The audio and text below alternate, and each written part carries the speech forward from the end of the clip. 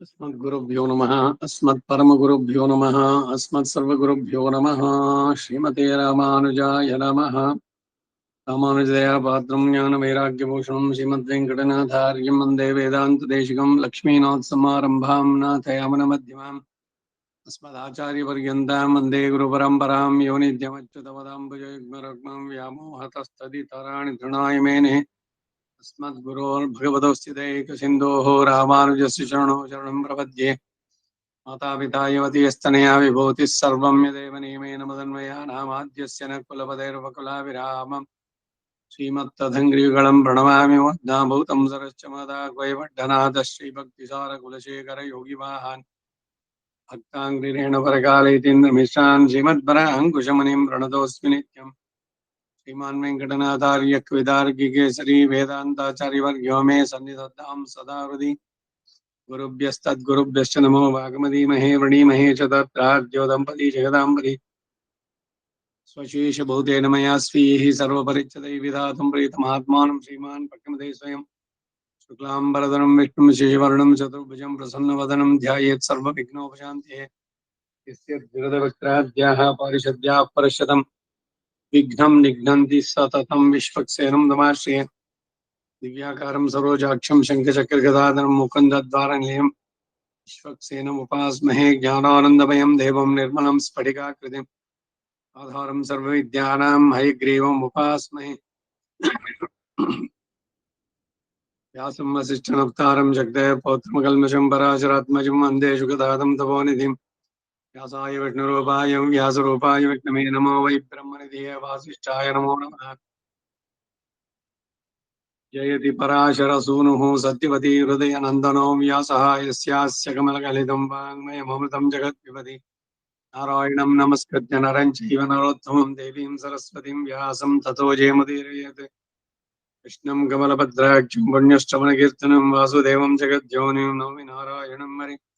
कृष्णाय यादवेन्द्राय ज्ञानमुद्राय योगिने नाथाय रुक्मिणीशाय नमो वेदान्तवेदिने नमोऽस्तु ते व्यासविशालबुद्धे पुल्लारविन्दाय तपद्नेत्राय त्वया भारततैलपूर्णः विज्वालितो ज्ञानमयप्रदीपः युधिष्ठिरो धर्ममयो महाद्रुमः स्कन्दोऽर्जुनो भीमसेनोऽस्य शाखाः माद्रीसुतो पुष्पफले समृद्धे मूलं कृष्णं ब्रह्म च ब्राह्मणाश्च भीष्मद्रोणतटा चैत्रत्रिजला गान्धार नीलोत्पल शल्यग्राहवती कृपेण वहिनी कर्णेन वेलाकुला अश्वत्थाम विकर्णघोरमकरा दुर्योधनावर्तिनी सोत्तीर्णः खलु पाण्डवैर्णनदी कैवर्तके केशवे धर्मे च अर्थे च कामे च मोक्षे च भरतर्षभ यदि हस्ति तदन्यत्र यन्ने हास्ति न तत्क्वचित्।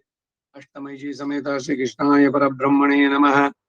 अथ श्रीमन्महाभारते भीष्मपर्वे जम्बूखण्ड निर्माण पर्व ಅದರಲ್ಲಿ 4ನೇ ಅಧ್ಯಾಯ. ಕಳೆದ ವಾರ ವ್ಯಾಸ ಮಹರ್ಷಿಗಳು ಧೃತರಾಷ್ಟ್ರನ ಕುರಿತು ನಿನಗೆ ದಿವ್ಯ ದೃಷ್ಟಿಯನ್ನು ಕೊಡ್ತೇನೆ, ಯುದ್ಧವನ್ನ ನೋಡು ಅಂತ. ಬೇಡ, ನನಗೆ ನೋಡುವ ಇದಿಲ್ಲ, ಸಂಜೀವನಿಗೆ ಕೊಟ್ಬಿಡು, ಅವನಿಂದ ನಾ ಕೇಳ್ಕೊಳ್ತೀನಿ ಅಂತ ಅಂದ್ಬಿಟ್ಟು ಹೇಳಿದ್ದು. ಅದಾದ್ಮೇಲೆ ವ್ಯಾಸ ಮಹರ್ಷಿಗಳು ಹೊರಟರು ಮುಂದಕ್ಕೆ. ಸಂಜಯನು ಧೃತರಾಷ್ಟ್ರನಿಗೆ ಭೂಸ್ವರೂಪವನ್ನ ವರ್ಣಿಸಿದ್ದು. ವ್ಯಾಸನು ಹೀಗೆಂದು ಹೇಳಿ ಕಣ್ಮರೆಯಾದ ಮೇಲೆ ಧೃತರಾಷ್ಟ್ರ ಒಂದು ಮುಹೂರ್ತದವರೆಗೆ ನಿಶ್ಚಲ ಧ್ಯಾನದಿಂದ ನಿಟ್ಟುಸಿರು ಬಿಟ್ಟು ಸಂಜಯನನ್ನೇ ಹೀಗೆ ಹೇಳ್ತಾನೆ: ಹೇ ಸಂಜಯ, ವೀರರು ಯುದ್ಧಾಭಿನಂದಿಗಳು ಆದ ಈ ರಾಜರು ಭೂಮಿಗಾಗಿ ಶಸ್ತ್ರಗಳಿಂದ ಒಬ್ಬರನ್ನೊಬ್ಬರು ಕೊಂದು ಮರಣವನ್ನ ಇತ್ತಾ ಇದ್ದಾರೆ. ಹಾಗೆ ಸತ್ರು ಶಾಂತಿಯನ್ನು ಹೊಂದದೆ ಯಮಪುರಿಯನ್ನು ವೃದ್ಧಿಗೊಳಿಸ್ತಲೇ ಇದ್ದಾರೆ. ಹೀಗೆ ಇವರು ಕೇವಲ ಭೂ ಸಂಪತ್ತಿಗಾಗಿ ಮೃತಪಡುತ್ತಿರುವುದಲ್ಲವೇ ಇದರಿಂದ ಭೂಮಿಯಲ್ಲಿ ಏನೋ ಒಂದು ಅತಿಶಯ ಉಂಟು ಎಂದು ನನಗೆ ತೋರಿದೆ. ಈಗಲಾದ್ರೂ 1000, ಲಕ್ಷ, ದಶಲಕ್ಷ, ಕೋಟಿ ಸಂಖ್ಯೆಗಳಿಂದ ರಾಜರು ಕುರುಕ್ಷೇತ್ರದಲ್ಲಿ ಯುದ್ಧಕ್ಕಾಗಿ ನೆರೆದಿದ್ದಾರೆ. ವ್ಯಾಸಮಹರ್ಷಿ ಅನುಗ್ರಹದಿಂದಾದ ದಿವ್ಯ ಜ್ಞಾನ ಇನ್ನು ಎಲ್ಲ ದೇಶಗಳು, ನಗರಗಳು, ಇವುಗಳ ಪರಿಮಾಣಗಳನ್ನು ತಿಳಿದವನು. ಭೂಮಿಯ ಮಹತ್ವನ್ನ ನನಗೆ ತಿಳಿಸು ಎಂದ. ಅದಕ್ಕೆ ಸಂಜಯ: ಹೇ ರಾಜ, ಭೂಮಿಯ ಮಹಿಮೆಯನ್ನ ನನಗೆ ತಿಳಿದ ಮಟ್ಟಿಗೆ ತಿಳಿಸ್ತೇನೆ ಕೇಳು. ನಿನಗೆ ನಮಸ್ಕಾರ. ಭೂತಗಳಲ್ಲಿ ಸ್ಥಾವರ, ಜಂಗಮ ಎಂದು 2 ಮುಖ್ಯ ಭೇದ. ಸ್ಥಾವರ ಅಂದ್ರೆ ಒಂದೇ ಕಡೆ ಇರೋದು, ಜಂಗಮ ಅಂದ್ರೆ ನಡೆದಾಡುವಂಥದ್ದು. ಆ ಜಂಗಮಗಳಲ್ಲಿ ಓಡಾಡುವ ಇದರಲ್ಲಿ ಜರಾಯುಜಗಳು ಗರ್ಭದ ಚೀಲದಿಂದ ಹುಟ್ಟುವಂತಹದ್ದು. ಅಂಡಜಗಳೆಂದು ಮೊಟ್ಟೆಗಳಿಂದ ಹುಟ್ಟುವಂತಹದ್ದು. ಸ್ವೇದಜ ಬೆವರಿನಿಂದ ಹುಟ್ಟುವುದು ಎಂದು 3 ಬಗೆ. ಈ 3ರಲ್ಲಿ ಜರಾಯುಜಗಳು ಬಹಳ ಶ್ರೇಷ್ಠ. ಅಂಡಜ, ಸ್ವೇದಜಗಿಂತ ಜರಾಯುಜ. ಜರಿ ಅಂದ್ರೆ ಮುಪ್ಪು, ಇನ್ನೊಂದು ಇದರಲ್ಲಿ ಬರುವಂತ ಗರ್ಭದ ಚೀಲದಿಂದ ಬರುವಂತಹದ್ದು, ಗರ್ಭಕೋಶದಿಂದ ಇದಾಗಿ ಬರುವಂತಹದ್ದು ಅಂತ. ಇನ್ನು ಮೊಟ್ಟೆಗಳಿಂದ ಹುಟ್ಟೋದಕ್ಕೆ 2ನೇ ಸಲ ಹುಟ್ಟತ್ವೆ, ಅದಕ್ಕೆ ದ್ವಿಜ ಅಂತ ಹೆಸರು ಪಕ್ಷಿಗಳಿಗೆ. ಸ್ವೇದ ಅಂದ್ರೆ ಬೆವರಿನಿಂದ ಹುಟ್ಟುವಂತ ಕ್ರಿಮಿಗಳು, ಇವೆಲ್ಲ ಬೇರೆ ಬೇರೆ ಇನ್ಫೆಕ್ಷನ್ಸ್ ಇದಾಗುವಂತದಕ್ಕೆ ಇವುಗಳೆಲ್ಲ. ಈ ಎಲ್ಲ ರೀತಿಯ ಚೇತನಗಳಲ್ಲಿ ಈ ಜರಾಯುಜಗಳು ಶ್ರೇಷ್ಠ. ಅದರಲ್ಲಿಯೂ ಮನುಷ್ಯರು, ಪಶುಗಳು ಶ್ರೇಷ್ಠರು. ಇವೆರಡು ಕೂಡ ವೇದೋಕ್ತಗಳಾದ ಯಜ್ಞಗಳಿಗೆ ಆಶ್ರಯವಾದದ್ದು. ಯಾವುದು? ಪಶುಗಳು ಮತ್ತೆ ಮನುಷ್ಯರು. ಅವುಗಳಲ್ಲಿ 14 ವಿಧಗಳುಂಟು. ಅವುಗಳಲ್ಲಿ ಅರಣ್ಯ ಸಂಚಾರಿಗಳು 7, ಗ್ರಾಮ ಸಂಚಾರಿಗಳು 7, ಸಿಂಹ, ಹುಲಿ, ಹಂದಿ, ಕಾಡೆಮ್ಮೆ, ಕರಡಿ, ಆನೆ, ಕಪಿ ಇವೇಳು ಕೂಡ ಅರಣ್ಯವಾಸಿಗಳು. ಹಸು, ಆಡು, ಕುರಿ, ಮನುಷ್ಯರು, ಕುದುರೆ, ಹೆಸರುಗತ್ತೆ, ಕತ್ತೆ ಇವು ಗ್ರಾಮಚಾರಿಗಳು. ಅಂದ್ರೆ ಹಳ್ಳಿಯಲ್ಲಿ, ಗ್ರಾಮದಲ್ಲಿ ಪೆಟ್ ಎನಿಮಲ್ಸ್ ಅಂತ ಹೇಳ್ತೀವಿ, ಇದಕ್ಕೆ ಸೇರುವಂತಹದ್ದು. ಗ್ರಾಮ್ಯ ಪಶುಗಳಲ್ಲಿ ಮನುಷ್ಯರು ಶ್ರೇಷ್ಠ. ಒಟ್ಟಿನಲ್ಲಿ ಇವನು ಅಷ್ಟೇ ಪ್ರಾಣಿ ವರ್ಗಕ್ಕೆ ಸೇರಿದವನು. ಹೋಮೋ ಸೆಪಿಯನ್ ಅಂತಾರೆ ಇಲ್ಲಿ. ಪ್ರಾಣಿಗಳಲ್ಲಿ ಬಹಳ ಶ್ರೇಷ್ಠನಾಗಿದ್ದು, ಇವನಿಗಿಂತ ಶಕ್ತಿಯುತವಾದ ಆನೆಗಳನ್ನು ಇವುಗಳನ್ನು ಕೂಡ ಇವನು ನಿಯಂತ್ರಿಸಬಲ್ಲ. ಆ ಒಂದು ಚಿತ್ರಗೀತೆ ಐತಲ್ಲ, ನಾಗರಿಕ ಮಾನವ ಗಗನದಲ್ಲಿ ಹಕ್ಕಿಯಂತೆ ಹಾರುವುದನ್ನ ಕಲಿತೆ, ನೀರಿನಲ್ಲಿ ಮೀನಿನಂತೆ ಈಜುವುದನ್ನ ಕಲಿತೆ, ಭೂಮಿ ಮೇಲೆ ಮನುಷ್ಯನಾಗ ಬಾಳೋದನ್ನೇ ಕಲೀಲಿಲ್ವಲ್ಲೋ ನಾಗರಿಕ, ಸಿವಿಲೈಸ್ಡ್ ಪರ್ಸನ್ ಅಂತ ಬಹಳ ಸುಂದರವಾಗಿ ಜೋಡಿಸಿರುವಂತ ಹಾಡೋದು.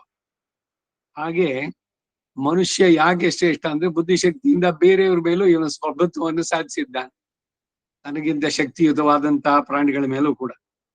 ಅರಣ್ಯ ಪಶುಗಳಲ್ಲಿ ಸಿಂಹ ಶ್ರೇಷ್ಠ. ಉದ್ವಿಜ್ಜಗಳು ಸ್ಥಾವರ ವರ್ಗಕ್ಕೆ ಸೇರಿದ್ದು. ಅವುಗಳಲ್ಲಿ ಗಿಡ, ಪೊದೆ, ಬಳ್ಳಿ, ಹುಲ್ಲು, ತ್ವಕ್ಸಾರ ಎಂಬ 5 ಜಾತಿಗಳಿವೆ. ಸ್ಥಾವರ ಅಂತಂದ್ರೆ ಗಿಡಗಳು, ಗಿಡ, ಮರ, ವನಸ್ಪತಿ, ಔಷಧಿ ಇವುಗಳೆಲ್ಲ ಬರೋದು. ಆ ಗಿಡಗಳಲ್ಲಿ ಪೊದೆ, ಬಳ್ಳಿ, ಹುಲ್ಲು, ತ್ವಕ್ಸಾರ ಎಂಬ 5 ಜಾತಿಗಳು. ಇವು 19 ಮಹಾಭೂತಗಳು ಸೇರಿ 24 ಲೋಕಸಮ್ಮತವಾದ 24 ವರ್ಣಾತ್ಮಕವಾದಂತಹ ಗಾಯತ್ರಿ ಎನಿಸಿದೆ. ಭರತಕುಲ ಶ್ರೇಷ್ಠ, ಸಕಲ ಗುಣ ಪೂರ್ಣವಾದ ಈ ಗಾಯತ್ರಿಯನ್ನ ತತ್ವದಿಂದ ತಿಳಿದವನಿಗೆ ನಾಶ ಎಂಬುದಿಲ್ಲ. ಇವೆಲ್ಲವೂ ಭೂಮಿಯಲ್ಲೇ ಹುಟ್ಟಿ ಭೂಮಿಯಲ್ಲೇ ಲಯವಾಗುವಂತಹದ್ದು. ಆದ್ರಿಂದ ಎಲ್ಲ ಭೂತಗಳಿಗೂ ಭೂಮಿಯು ಸನಾತನವಾಗಿ ಅವಕ್ಕೆ ಆಶ್ರಯ ಸ್ಥಾನವಾಗಿದೆ. ಈ ಭೂಮಿಗೆ ಅಧಿಪತಿಯಾಗ ತಕ್ಕವನಿಗೆ ಸರ್ವ ಸ್ಥಾವರ ಜಂಗಮಗಳು ಅಧೀನಗಳೇ. ಇದರಿಂದ ರಾಜರು ಈ ಭೂಮಿಗಾಗಿ ಪ್ರಾಣವನ್ನಾದ್ರೂ ತ್ಯಜಿಸಿ ಹೋರಾಡ್ತಾರೆ. ಔಷಧಿಗಳು, ವನಸ್ಪತಿಗಳು ಇವೆಲ್ಲ ಗಿಡ ಸಸ್ಯಗಳಲ್ಲಿ ಬರುವಂತ ಬೇರೆ ಬೇರೆ ವೃಕ್ಷಗಳು, ತರುಗಳು, ದ್ರುಮಗಳು ಇವೆಲ್ಲ ಒಂದೊಂದಕ್ಕೂ ಒಂದೊಂದು ಇದು. ಹೂ ಬಿಡದೆ ಹಣ್ಣಾಗುವಂತಹದ್ದಿದೆ, ಹೂ ಬಿಟ್ಟು ಕಾಯಿಯಾಗಿ ಆಮೇಲೆ ಹಣ್ಣಾಗುವಂತಹದ್ದು ವೃಕ್ಷಗಳು, ಮಾವು, ಇವು ಇದೆಲ್ಲ ಬಂದಂತೆ. ಹಾಗೆ ಎಲ್ಲದಕ್ಕೂ ಬೇರೆ ಬೇರೆ ಕ್ಯಾಟಗರೀಸ್. ಸಸ್ಯಶಾಸ್ತ್ರವನ್ನೇ ಪ್ರಧಾನವಾಗಿ ತಗೊಂಡ್ರೆ ಬಾಟ್ನಿ, ಈ BSc ಓದಬೇಕಾದ್ರೆ ಇದಕ್ಕೆ ಎಕನಾಮಿಕ್ ಬಾಟ್ನಿ ಅಂತ. ಅದರಲ್ಲಿ ಹಣ ಕೊಡುವಂತಹ ಬೆಳೆಗಳು ಅಂದ್ರೆ ಇವಾಗ ಏಲಕ್ಕಿ, ಇದು ಮೆಣಸು ಇವೆಲ್ಲ, ಅವೆಲ್ಲ ಕಮರ್ಷಿಯಲ್ ಕ್ರಾಪ್ಸ್ ಅಂತ ಅಂದ್ಬಿಟ್ಟು ಆ ರೀತಿ ಕ್ಯಾಟಗರಿ. ಅಲ್ಲಿ ಗಿಡಗಳಿಗೂ ಹೆಸರುಗಳನ್ನ ಇದ್ ಮಾಡುತ್ತೆ, ಅದು ಯಾವ ಫ್ಯಾಮಿಲಿಗೆ ಸೇರುತ್ತೆ ಅಂತ. ಫ್ಯಾಮಿಲಿ, ಜೆನಿರಾ ಅಂತ ಅಂದ್ಬಿಟ್ಟೆಲ್ಲ ಬೇರೆ ಬೇರೆ ಕ್ಯಾಟಗರೀಸ್ ಮಾಡಿ ಹೇಳ್ತಾರೆ. ಈಗ ಸುಮ್ನೆ ಒಂದು ಉದಾಹರಣೆ ಅಂದ್ರೆ ತುಳಸಿ ಗಿಡಕ್ಕೆ ಓಸಿಮಮ್ ಸ್ಯಾಂಕ್ಟಮ್ ಅಂತ ಹೆಸರು. ಅದು ಓಸಿಮಮ್ ಅನ್ನೋದು ಮೊದಲನೇ ಫ್ಯಾಮಿಲಿ, ಇನ್ನೊಂದು ಜೆನೆರಿಕ್ ನೇಮ್ ಅಂತ. ಹೀಗೆ ಎಲಿಯಂ ಸೆಪಾ ಅಂತಂದ್ರೆ ಈರುಳ್ಳಿಗೆ ಹೆಸರು, ಎಲಿಯಂ ಸಟೈವಮ್ ಅಂತಂದ್ರೆ ಬೆಳ್ಳುಳ್ಳಿಗೆ ಹೆಸರು. ಅದೆರಡು ಒಂದೇ ಜಾತಿಗೆ ಸೇರುವಂತಹದ್ದು. ಹೀಗೆ ಬೇರೆ ಬೇರೆ ಹೆಸರುಗಳು ಒಂದೊಂದಕ್ಕೂ ಬರುತ್ತೆ. ಅವುಗಳನ್ನೆಲ್ಲ ಹೋಗಿ ಇವಾಗ ಈ ಲಾಲ್ ಬಾಗು, ಕಬ್ಬನ್ ಪಾರ್ಕು ಇಲ್ಲೆಲ್ಲ ಕರ್ಕೊಂಡು ಹೋಗ್ತಾ ಇದ್ರು ಫೈನಲ್ BSc ಇದ್ರಲ್ಲೆಲ್ಲ. ಆ ಮರಗಳನ್ನೆಲ್ಲ ಐಡೆಂಟಿಫೈ ಮಾಡಿ ಹೆಸರುಗಳನ್ನೆಲ್ಲ ಬರ್ದಿದ್ದಾರೆ. ಅದು ಯಾವ ಜಾತಿ ಯಾವ ಫ್ಯಾಮಿಲಿಗೆ ಸೇರಿತ್ತು, ಅದು ಅಂತ ಅಂದ್ಬಿಟ್ಟಿಲ್ಲ. ಪ್ರಾಣಿಗಳಲ್ಲಿ ಇವುಗಳಲ್ಲಿ ಇದಕ್ಕೆ ಟ್ಯಾಕ್ಸಾನಮಿ ಅಂತ ಹೆಸರು. ವರ್ಗೀಕರಣ ಪ್ರಾಣಿಗಳದ್ದು ಇದೆ, ಇವುಗಳಲ್ಲೂ ಇದೆ. ಈ ಪ್ರಾಣಿಗಳಲ್ಲಿ ವರ್ಗಗಳೆಲ್ಲ ಕೇಳಿದಿರಿ, ಮತ್ಸ್ಯ ವರ್ಗ, ಉರಗ ವರ್ಗ, ಹೀಗೆ fishes, amphibians, birds, reptiles, mammals, ಹೀಗೆಲ್ಲ ಬರುವಂತ ಆ ತರದಲ್ಲಿ ಎಲ್ಲದಕ್ಕೂ ಕೂಡ ಇದೆಲ್ಲ ಬರೀ ಸೈನ್ಸ್ನವ್ರು ಮಾಡಿದ್ದು ಅಂತಲ್ಲ, ನಮ್ಮಲ್ಲೇ ಎಲ್ಲವೂ ಇತ್ತು ಹಿಂದೆ. ಆ ಕ್ಯಾಟಗರೀಸ್ ಎಲ್ಲ ಹೆಂಗ್ ಮಾಡಿದ್ರು ಅನ್ನೋದಕ್ಕೆಲ್ಲ ಇದೆಲ್ಲ ಉದಾಹರಣೆಗಳು. ಬರೀ ಒಂದು ಸಸ್ಯದ ಉದಾಹರಣೆ ಈಗ ತಾನು ಬಂತಲ್ಲ, ಅದರದನ್ನ ಹೇಳ್ತೀನಿ ಕೇಳಿ. ಈಗ ನಾನೇನು ನೋಡ್ತಾ ಇದ್ದೆ, ಅದು ಕಾಣ್ತು.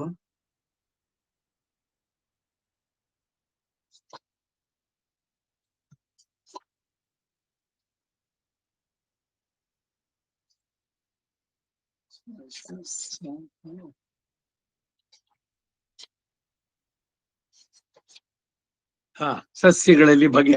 ಈಗ ಈ ಸ್ಥಾವರಗಳು ಅಂತ ಬಂದಲ್ಲ, ವನಸ್ಪತಿಗಳು ಅಂತಂದ್ರೆ ಹೂವಿಲ್ಲದೆ ಫಲಿಸುವಂತಹ ಅರಳಿ ಮರದ್ದು, ಅದ್ರಲ್ಲಿ ಹೂ ಇರೋಲ್ಲ. ಹತ್ತಿ, ಹಲಸು, ಆಲ, ಇವೆಲ್ಲ ವನಸ್ಪತಿಗಳ ಕೆಟಗರಿಗೆ ಸೇರುತ್ತೆ. ಔಷಧಿಗಳು, ಓಷಧಿ ವನಸ್ಪತಯ ಅಂತ ಈ ವೇದದಲ್ಲಿ ಇವೆಲ್ಲ ಬರೋದು. ಹೂ ಬಿಟ್ಟು ಫಲ ಕೊಡುವಂತಹದ್ದು ಜವೆ, ಭತ್ತ, ಹೆಸರುಕಾಳು, ಇವೆಲ್ಲ ಎಟ್ಸೆಟ್ರಾ. ಇವು ಫಲಪಕ್ವವಾದ ನಂತರ ಆ ಗಿಡ ನಾಶವಾಗತ್ತೆ. ಈಗ ಭತ್ತದ ಇದು ತೆನೆ ಹೊಡೆ ಬಿಟ್ಟು ಎಲ್ಲ ಕಾಳುಗಳೆಲ್ಲ ಭತ್ತ ಎಲ್ಲ ಇದಾದ್ಮೇಲೆ ಅದು ಒಣಗತ್ತೆ. ಅದು ಇದಕ್ಕೆ ಔಷಧಿಗಳು ಅಂತ ಹೆಸರು. ಔಷಧಿಗಳು. ಲತೆಗಳು ಅಂತಂದ್ರೆ ಆಶ್ರಯ ವೃಕ್ಷಾದಿಗಳಿಗೆ ಹಬ್ಬಿ ಮೇಲಕ್ಕೆ ಬೆಳೆಯುವಂತಹ ಮಲ್ಲಿಗೆ, ವಿಳ್ಳೆದೆಲೆ, ಈ ಇದು ಮೆಣಸು, ಇವೆಲ್ಲ ಅಷ್ಟೇ. ಈ ಅಡಿಕೆ ತೋಟಗಳಲ್ಲಿ ಮೆಣಸು, ಏಲಕ್ಕಿ, ಇವುಗಳೆಲ್ಲ ಬಳ್ಳಿಗಳಲ್ಲಿ ಬರುವಂತಹದ್ದು. ತ್ವಕ್ಸಾರಗಳು ಅಂತ ಕಠೋರವಾದ ಸಿಪ್ಪೆ ಹೊಂದಿರುವಂತಹದ್ದು, ಬಿದಿರು, ಕಬ್ಬು, ಇವುಗಳೆಲ್ಲ. ವೀರುಧಗಳು ಅಂದ್ರೆ ಗಟ್ಟಿಯಾಗಿ ಕುರುಚಲಾಗಿರೋದ್ರಿಂದ ಮೇಲೆ ಹತ್ತದೆ, ನೆಲದ ಮೇಲೆ ಹರಡುವಂತಹ ಬಳ್ಳಿಗಳು. ಈಗ ಕರ್ಬೂಜ, ಕಲ್ಲಂಗಡಿ, ಇವೆಲ್ಲ ವೀರುಧಗಳು. ದ್ರುಮಗಳು ಅಂತಂದ್ರೆ ಮೊದಲು ಹೂ ಬಿಟ್ಟು ನಂತರ ಅಲ್ಲೇ ಹಣ್ಣನ್ನು ಬಿಡುವಂತಹ ಮಾವು, ನೇರಳೆ, ತೆಂಗು ಮೊದಲಾದವೆಲ್ಲ ಆ ಕೆಟಗರಿಗೆ ಸೇರುತ್ತೆ. ಸೊ ಗಿಡಗಳಲ್ಲಿ ಬಗೆಗಳನ್ನೆಲ್ಲ ಹೇಳಿದ್ದು. ಈ ರೀತಿ ಭೂಮಿಯಲ್ಲಿ ಇರುವಂತಹ ಸ್ಥಾವರ ಜಂಗಮಗಳ ಬಗ್ಗೆ ಒಂದು ಸಂಗ್ರಹವಾದಂತಹ ವಿವರಣೆಯನ್ನ ಇಲ್ಲಿ ಸಂಜಯ ವ್ಯಾಸನ ಕೃಪೆಯಿಂದ, ಅವನಿಗೆಲ್ಲ ಈ ನಾಲೆಡ್ಜ್ ಎಲ್ಲ ಹೆಂಗೆ ಅಂತಂದ್ರೆ ಅವನ ಜ್ಞಾನ ಕೂಡ ಇದು ಬಂದಿದ್ದು. ಧೃತರಾಷ್ಟ್ರನ್ಗೆ ಹೇಳ್ದೆ ಯಾಕೆ ಎಲ್ಲ ಅಂತ. ಭೂಮಿಗಾಗಿ ಹೊಡೆದಾಟ, ಎಷ್ಟೆಲ್ಲ ಆಸ್ತಿ ಪಾಸ್ತಿ, ಇದು ಹಳ್ಳಿಗಳಲ್ಲಿ ಇದ್ರಲ್ಲಿ ಹೋದ್ರೆ ಆ ಗದ್ದೆಯನ್ನ ಇದ್ ಮಾಡ್ಬೇಕಾದ್ರೆ ಆ ಬದಿಯನ್ನು ಕೆತ್ಕೊಂಡು ಒಂದಡಿ 2 ಅಡಿ ಅವ್ರದನ್ನ ಜನಕ್ಕೆ ಸೇರಿಸ್ಕೊಂಡ್ಬಿಡೋದು. ತಗೊಂಡ್ ಹೋಗ್ತಾನ. ಈ ವ್ಯಾಜ್ಯಗಳು ಇದೆಲ್ಲ ಎಲ್ಲ ಏನೇನೋ ಇದೆಲ್ಲ ಯಾಕೆ ಉಂಟಾಗತ್ತೆ ಅಂದ್ರೆ ಈ ಲೋಭ, ಇನ್ನೊಂದಷ್ಟು ದೊಡ್ಡ ಇದ್ ಮಾಡೋಣ ಅಂತ ಆ ರೀತಿನಲ್ಲಿ. ಅದಕ್ಕಾಗಿ ಇಲ್ಲಿ ಏನು ಫೈನಲ್ ಅಂದ್ರೆ ರಾಜರು ಈ ಭೂಮಿಗಾಗಿ ಪ್ರಾಣವನ್ನಾದ್ರೂ ತ್ಯಜಿಸಿ ಹೋರಾಡ್ತಾರೆ ಅಂತ. ಏನ್ ಬೇಕು, ಎಷ್ಟೇ ದೊಡ್ಡದಾಗಿ ಮಾಡ್ಕೊಂಡ್ರು ಕೂಡ, ಅಥವಾ ಎಷ್ಟು ದೊಡ್ಡ ಮನೆ ಕಟ್ಟಿದ್ರು, ಎಷ್ಟು ಅಂತಸ್ತಿಂದ ಕಟ್ಟಿದ್ರು ಕೂಡ ಕಡೆಯಲ್ಲಿ ಏನು, ನಮ್ ಸಂಪ್ರದಾಯದ ಪ್ರಕಾರ ಅವನಿಗೆ ಇವ್ರೆಲ್ಲ ಹೂಳೋದಕ್ ಜಾಗ ಅಂತಾರೆ. ನಮ್ದೇನು ಹೂಳೋದು ಇಲ್ಲ, ಸುಡುವಂತದ್ದು ಸ್ಮಶಾನದಲ್ಲಿ. ಅಲ್ಲಿ ಸುಟ್ಟ ಮೇಲೆ ಹೋಗೋಯ್ತು. ಅದೊಂದು ಇವನ್ ಸ್ಮಶಾನ ಅಂತ ಏನಾದ್ರು ಇದ್ಯಾ? ಈಗ ಯಾರೋ ಒಬ್ರದ್ದು ಗೋರಿ ಮಾಡಿದ್ರು ಅಂತಂದ್ರೆ ಅವ್ರದ್ದು ಮುಂದ್ಗಡೆ ಒಂದ್ ಕಲ್ಲು ಹಾಕಿ ಇಲ್ಲಿ ಅವ್ರಪ್ಪ ಸತ್ತಿದ್ದು ಅವನ ಶರೀರ ಅಲ್ಲಿ ಹೂಳಿದ್ರು ಅಂತ. ಇಷ್ಟಕ್ಕೆಲ್ಲ ಹೋಗೋದಕ್ಕೆ ಕಡೆಯಲ್ಲಿ ಭೂಮಿನಲ್ಲಿ ಮಲಗೋದಕ್ಕೆ ಇದೆಲ್ಲ ಬೇಕಾ ಅಂತ ಈ ವಚನ ಸಾಹಿತ್ಯದಲ್ಲೋ ಇಲ್ಲ ದಾಸರ ಹಾಡುಗಳಲ್ಲೋ ಹೇಳುವಂತದ್ದು. ಎಷ್ಟು ಬೇಕು ಜಾಗ ನಿನಗೆ ಅಂತ. ಈಗೆಲ್ಲ ಅದು ವಿಶೇಷವಾಗಿ ಹೊರದೇಶಗಳಲ್ಲಿ ಎಷ್ಟು 82 ಸ್ಕ್ವೇರ್ಸ್ ಹೌಸ್ ಅಥವಾ 100-120, ಎಷ್ಟು ಮನೆಗಳಲ್ಲಿ ಮೇಲ್ಗಡೆ ಫಸ್ಟ್ ಫ್ಲೋರ್ ನಲ್ಲಿ 8-10 ರೂಮ್ಗಳಿದೆ. ಗೆಸ್ಟ್ಗಳು ಏನ್ ದಿವ್ಸಲು ಗೆಸ್ಟ್ಗಳು ಬರ್ತಾರ, ಅದಕ್ಕೆ ಬಾತ್ರೂಮ್, ಜಕೂಸಿ, ಅದು ಇದ್ದು ಅಂತ. ಮನೆಯಲ್ಲಿ ಓಡಾಡೋಕೆ ಎಷ್ಟು ಜಾಗವಲ್ಲ, ಅದನ್ನೆಲ್ಲ ಕ್ಲೀನ್ ಆಗಿಡೋಕೆ ಎಷ್ಟು ಜನ ಇರ್ಬೇಕು. ದೊಡ್ಡದಾಗಿದೆ, ಇನ್ನೂ ದೊಡ್ಡದಾಗಿ ಕಟ್ತೀನಿ ಅರಮನೆ ಮತ್ತೊಂದು ಅಂತಂದ್ರೆ ಇವನಿಗೆ ಮಲ್ಕೊಳಕ್ಕೆ ಎಷ್ಟು ಬೇಕು? ಒಂದ್ ಹಾಸಿಗೆ ಹಾಸೋದಕ್ಕೆ 6x ಅಥವಾ 7x3 ಅಂತ ಇಟ್ಕೊಳ್ಳೋಣ, ಮಲಗೋಕೆ ದಿವ್ಸಲು ಫೈನಲ್ ಮಲಗಿಸೋದು ಅಲ್ಲಿ ಕಡೆನಲ್ಲಿ. ಆದ್ರೂ ಇದೆಲ್ಲ ಮಾಡೋದು ಇದಕ್ಕಾಗಿ ಎಷ್ಟೆಲ್ಲಾ ಒದ್ದಾಟಗಳು, ಏನೆಲ್ಲ ಮಾಡುವಂತಹದ್ದು. ಸಾರಾಂಶ ಇಷ್ಟು. ಇವನ್ ರಾಜರೆಲ್ಲ ಯಾಕೆ ಹೊಡೆದಾಡ್ತಾರೆ ಭೂಮಿಗಾಗಿ ಅಂದ್ರೆ ಇದು. ಈಗ ನಮ್ಮ ಏರಿಯಾ ಅವನು ಆ ಚೈನಾದವನು ಅಲ್ಲಿಂದ ಇದನ್ನ ಕ್ಲೈಮ್ ಮಾಡೋದು, ಈ ಕಡೆಯಿಂದ ಪಾಕಿಸ್ತಾನದವರು ಅದನ್ನ ಸೇರ್ಸ್ಕೋಬೇಕು ಅಂತ. ಒಬ್ಬೊಬ್ರು ಕೂಡ ಹೊಡೆದಾಟ. ಯಾರಿಗ್ ಸೇರಿದ್ದು ಭೂಮಿ, ನೀರು, ಇವೆಲ್ಲ ಕಾವೇರಿ ನೀರಿನ ಹೊಡೆದಾಟ. ಇಲ್ಲಿ ಅವ್ರಿಗೂ ಇವು ನಾವು ಭಾರತೀಯರು ಅಂತ ಹೇಳ್ಕೊಳ್ಳೋದು, ನಾಚಿಕೆ ಪಡ್ಕೋಬೇಕಷ್ಟೆ. ಬಾಯಿನಲ್ಲಿ ಭಾರತೀಯರು, ಯಾರಿಗಾದ್ರೂ ಭಾರತೀಯರು ಅನ್ನೋ ಪ್ರಜ್ಞೆ ಇದೆಯಾ? ಇದು ಕರ್ನಾಟಕ, ಅದು ತಮಿಳ್ನಾಡು, ಅವ್ರಿಗೆ ದ್ವೇಷ. ಇಲ್ಲಿ ಮಹಾರಾಷ್ಟ್ರ ಏಕೀಕರಣ, ಬೆಳಗಾಂ ಅವ್ರಿಗೆ ಸೇರಿಸ್ಬೇಕು. ಇವ್ರಿಗೆ ಎಲ್ಲೆಲ್ಲಿ ಹೋದ್ರು ಬರೀ ವ್ಯಾಜ್ಯಗಳು, ಗಲಾಟೆಗಳು, ಒಬ್ಬರಿಂದ ಇನ್ನೊಬ್ಬರಿಗೆ ಎಲ್ಲ. ಏನ್ ತಗೊಂಡು ಹೋಗ್ತಾರೆ, ಏನನ್ನ ಸಾಧಿಸ್ಬೇಕು ಅಂತ? ನಾವೆಲ್ಲ ಒಂದು ರಾಷ್ಟ್ರ ಅನ್ನುವಂಥದ್ದು ಇದೆಯೋ ಮನಸ್ಸಿನಲ್ಲಿ? ಅದಕ್ಕಾಗಿ ಎಷ್ಟೆಲ್ಲ ಜನ ಪ್ರಾಣ ಬಿಟ್ಟು ಎಷ್ಟೆಲ್ಲ ಮಾಡಿದ್ರು. ಬೇರೆಯವರೆಲ್ಲ ತಮ್ಮ ತಮ್ಮ ಸ್ವಾರ್ಥಕ್ಕಾಗಿ ಎಲ್ಲದನ್ನು ಸೇರಿಸ್ಕೊಂಡು ಎಲ್ಲ ತಂದು ಜಗಳಗಳನ್ನಿಟ್ಟು ಅದ್ರಲ್ಲಿ ಅವರು ಹಣ ಮಾಡ್ಕೊಳ್ಳುವಂತಹದ್ದು. ಅಂತೂ ಇದು ಇವತ್ತಿಗಲ್ಲ, ಆಗಲೇ ಇದ್ದು ಇವರಿಬ್ರು ಹೊಡೆದಾಡಿದ್ರು. ಈಗ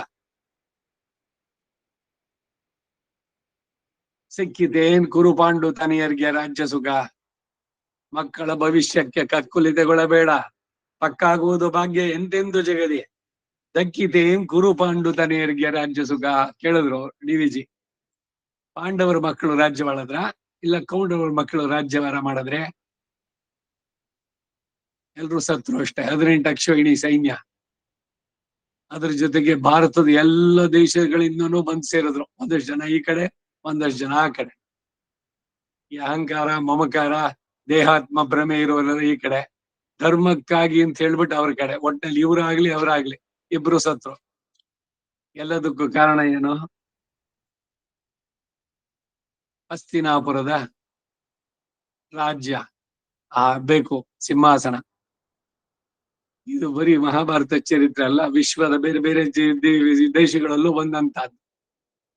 ಹೀಗೆ ಹೊಡೆದಾಟ, ಲ್ಯಾಂಡ್ ಡಿಸ್ಪ್ಯೂಟ್ಸ್, ಸಿವಿಲ್ ಇದು ಅಂತ ಹೇಳಿ ಮಾಡ್ತಾರೆ. ಕೋರ್ಟ್ಗಳಲ್ಲಿ ಎಷ್ಟು ಸಹಸ್ರ ಕೇಸುಗಳು ಪೆಂಡಿಂಗ್ ಇದೆ. ಅದು ಯಾವಾಗ ಮುಗಿಯೋದು? ಯಾವಾಗ? ಆಸ್ತಿಗಾಗಿ. ಹುಟ್ಟಿದ ಅಣ್ಣ ತಮ್ಮಂದ್ರು ಬೆಳೀತಾ ದಾಯಾದಿಗಳು. ದಾಯ ಅಂತಂದ್ರೇನು? ಪಿತ್ರಾರ್ಜಿತವಾದ ಆಸ್ತಿಯಲ್ಲಿ ಭಾಗವನ್ನ ಕೇಳುವಂತವ್ರು ದಾಯಾದಿಗಳು. ಹುಟ್ಟಿದ ಇವರ ಅಣ್ಣ ತಮ್ಮಂದ್ರೇನೆ. ಬೆಳೀತಾ ನನಗೆ ಸರಿಯಾಗಿ ಭಾಗ ಸಿಗ್ಲಿಲ್ಲ ಅದರಲ್ಲಿ. ಉತ್ತಮಂ ಸ್ವಾರ್ಜಿತಂ ವಿತ್ತಂ, ಮಧ್ಯಮಂತೂ ಇದು ಪಿತ್ರಾರ್ಜಿತಂ, ಅಧಮಾಧಮಂ ಸ್ತ್ರೀ ಇದು ಅಂತ ಬರುತ್ತೆ ಒಂದು ಸುಭಾಷಿತದಲ್ಲಿ. ನಾನು ಮನೆಯನ್ನು ಕೂತ್ಕೊಳ್ಳೋದು, ಹೆಂಡತಿ ಕೆಲಸ ಮಾಡ್ಕೊಂಡು ಬರ್ಲಿ. ಪುರುಷನಿಗೆ ಉದ್ಯೋಗಂ ಪುರುಷ ಲಕ್ಷಣಂ ಅಂತಿದೆ.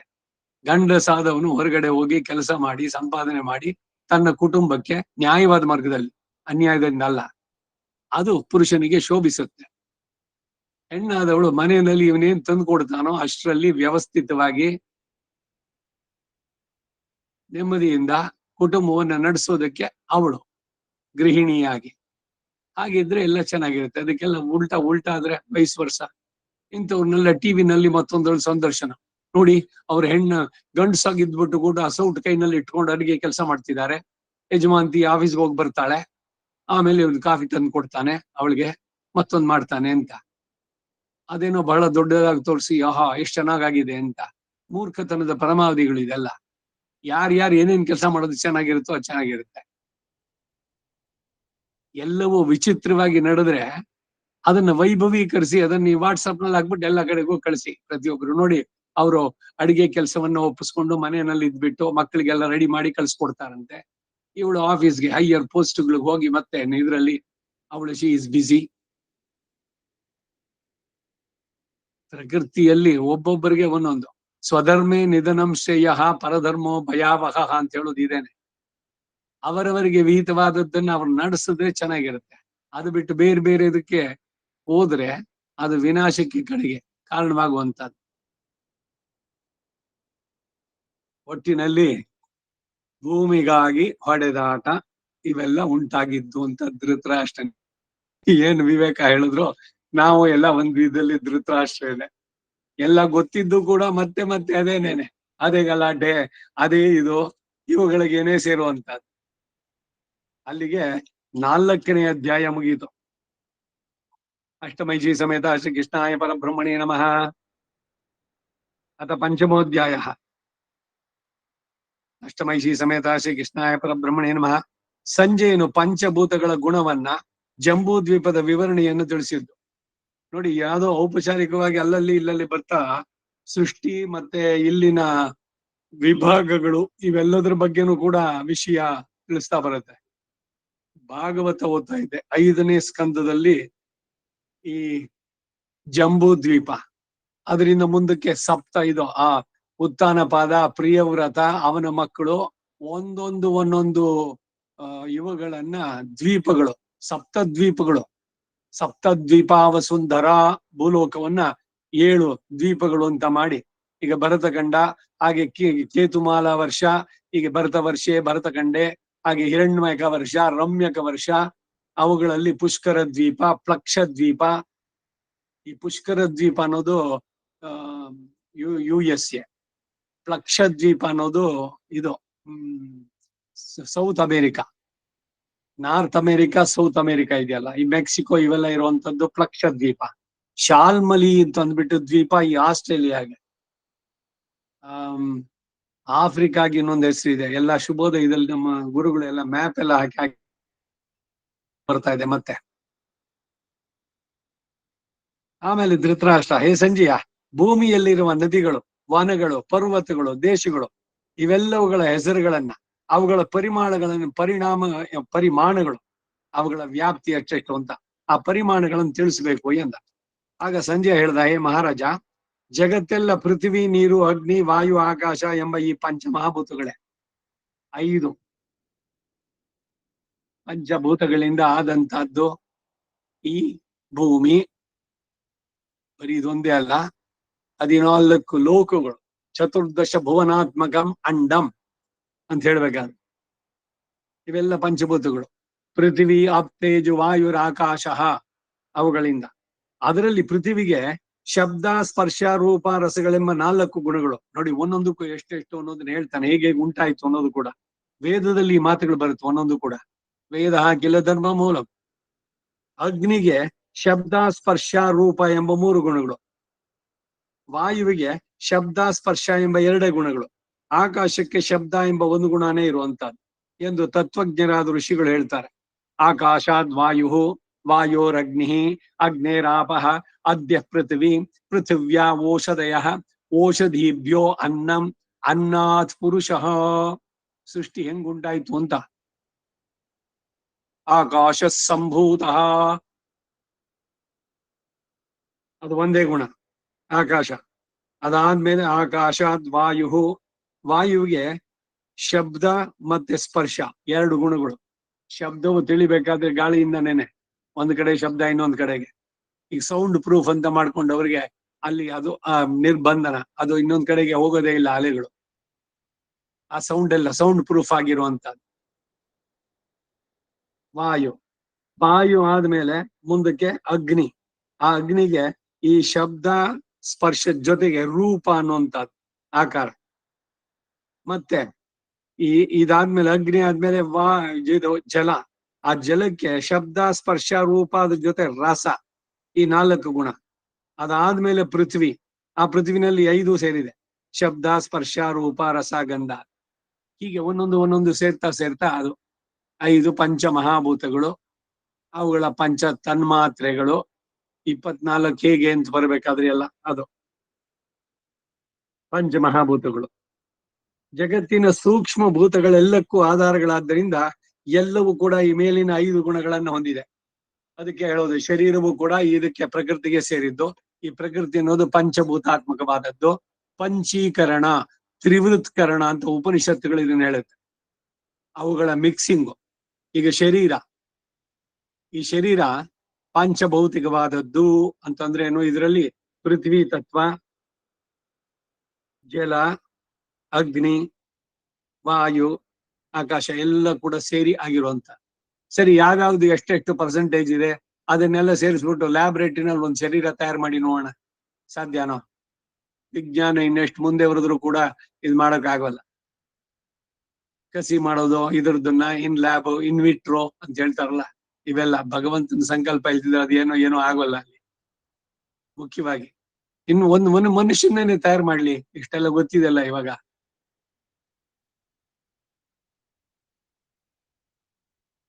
ಜಗತ್ತಿನ ಸೂಕ್ಷ್ಮ ಭೂತಗಳೆಲ್ಲಕ್ಕೂ ಕೂಡ ಆಧಾರವಾದ್ದರಿಂದ ಈ ಎಲ್ಲವೂ ಕೂಡ ಈ ಮೇಲಿನ 5 ಗುಣಗಳನ್ನು ನೋಡಿದೆ.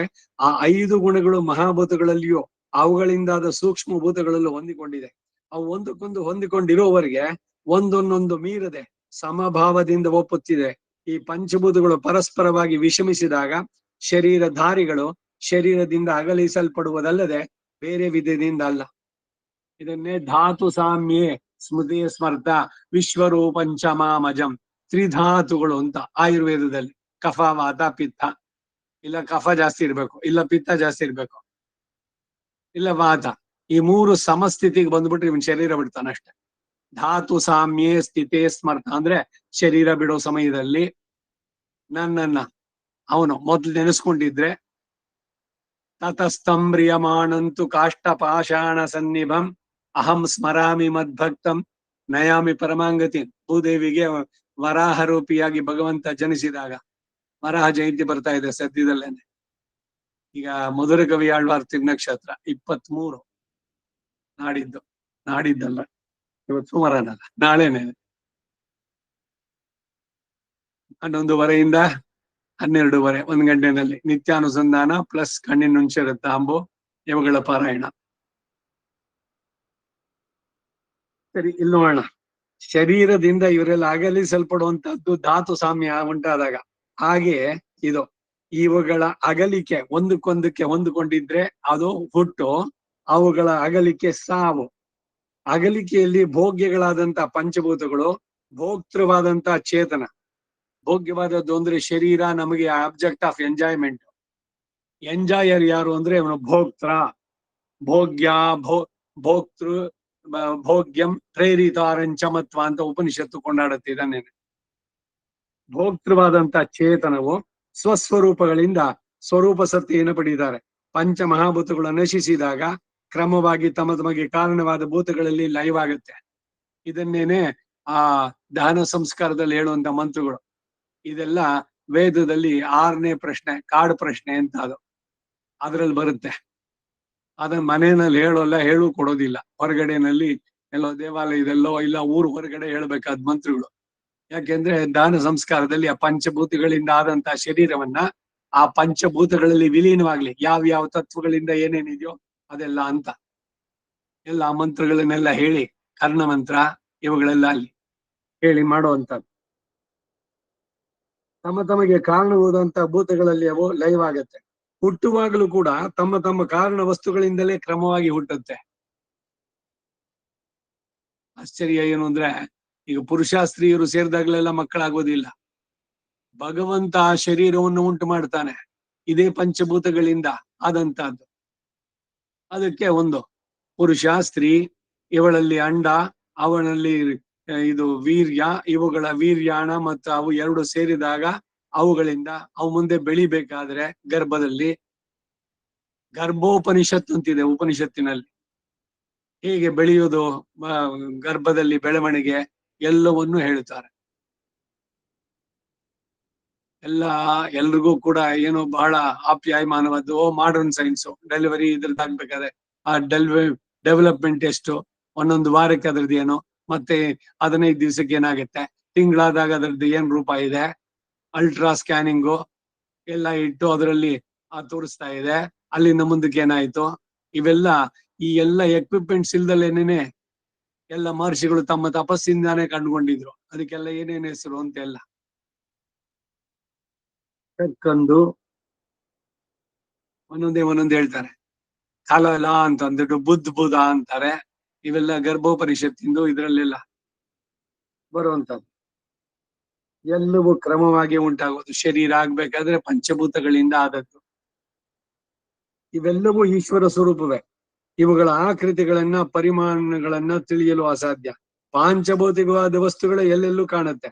ಮನುಷ್ಯರು ಅನುಮಾನದಿಂದ ಅವುಗಳ ಪ್ರಮಾಣವನ್ನ ನಿರ್ಣಯಿಸ್ತಾರೆ. ಅನುಮಾನ ಅಂದ್ರೆ ಡೌಟ್ ಅಲ್ಲ, ಇನ್ಫರೆನ್ಸ್. ಈಗ ಅಲ್ಲೆಲ್ಲ ಹೊಗೆ ಇದೆ ಅಂತಂದ್ರೆ ಬೆಂಕಿ ಇರ್ಬೇಕಲ್ಲಿ. ಇನ್ಫರೆನ್ಸ್ ಅಂತ ಹೆಸರು ಇಂಗ್ಲಿಷ್ ನಲ್ಲಿ. ಬೆಂಕಿ ಇಲ್ದಿದ್ರೆ ಹೊಗೆ ಬರೋದಿಲ್ಲ.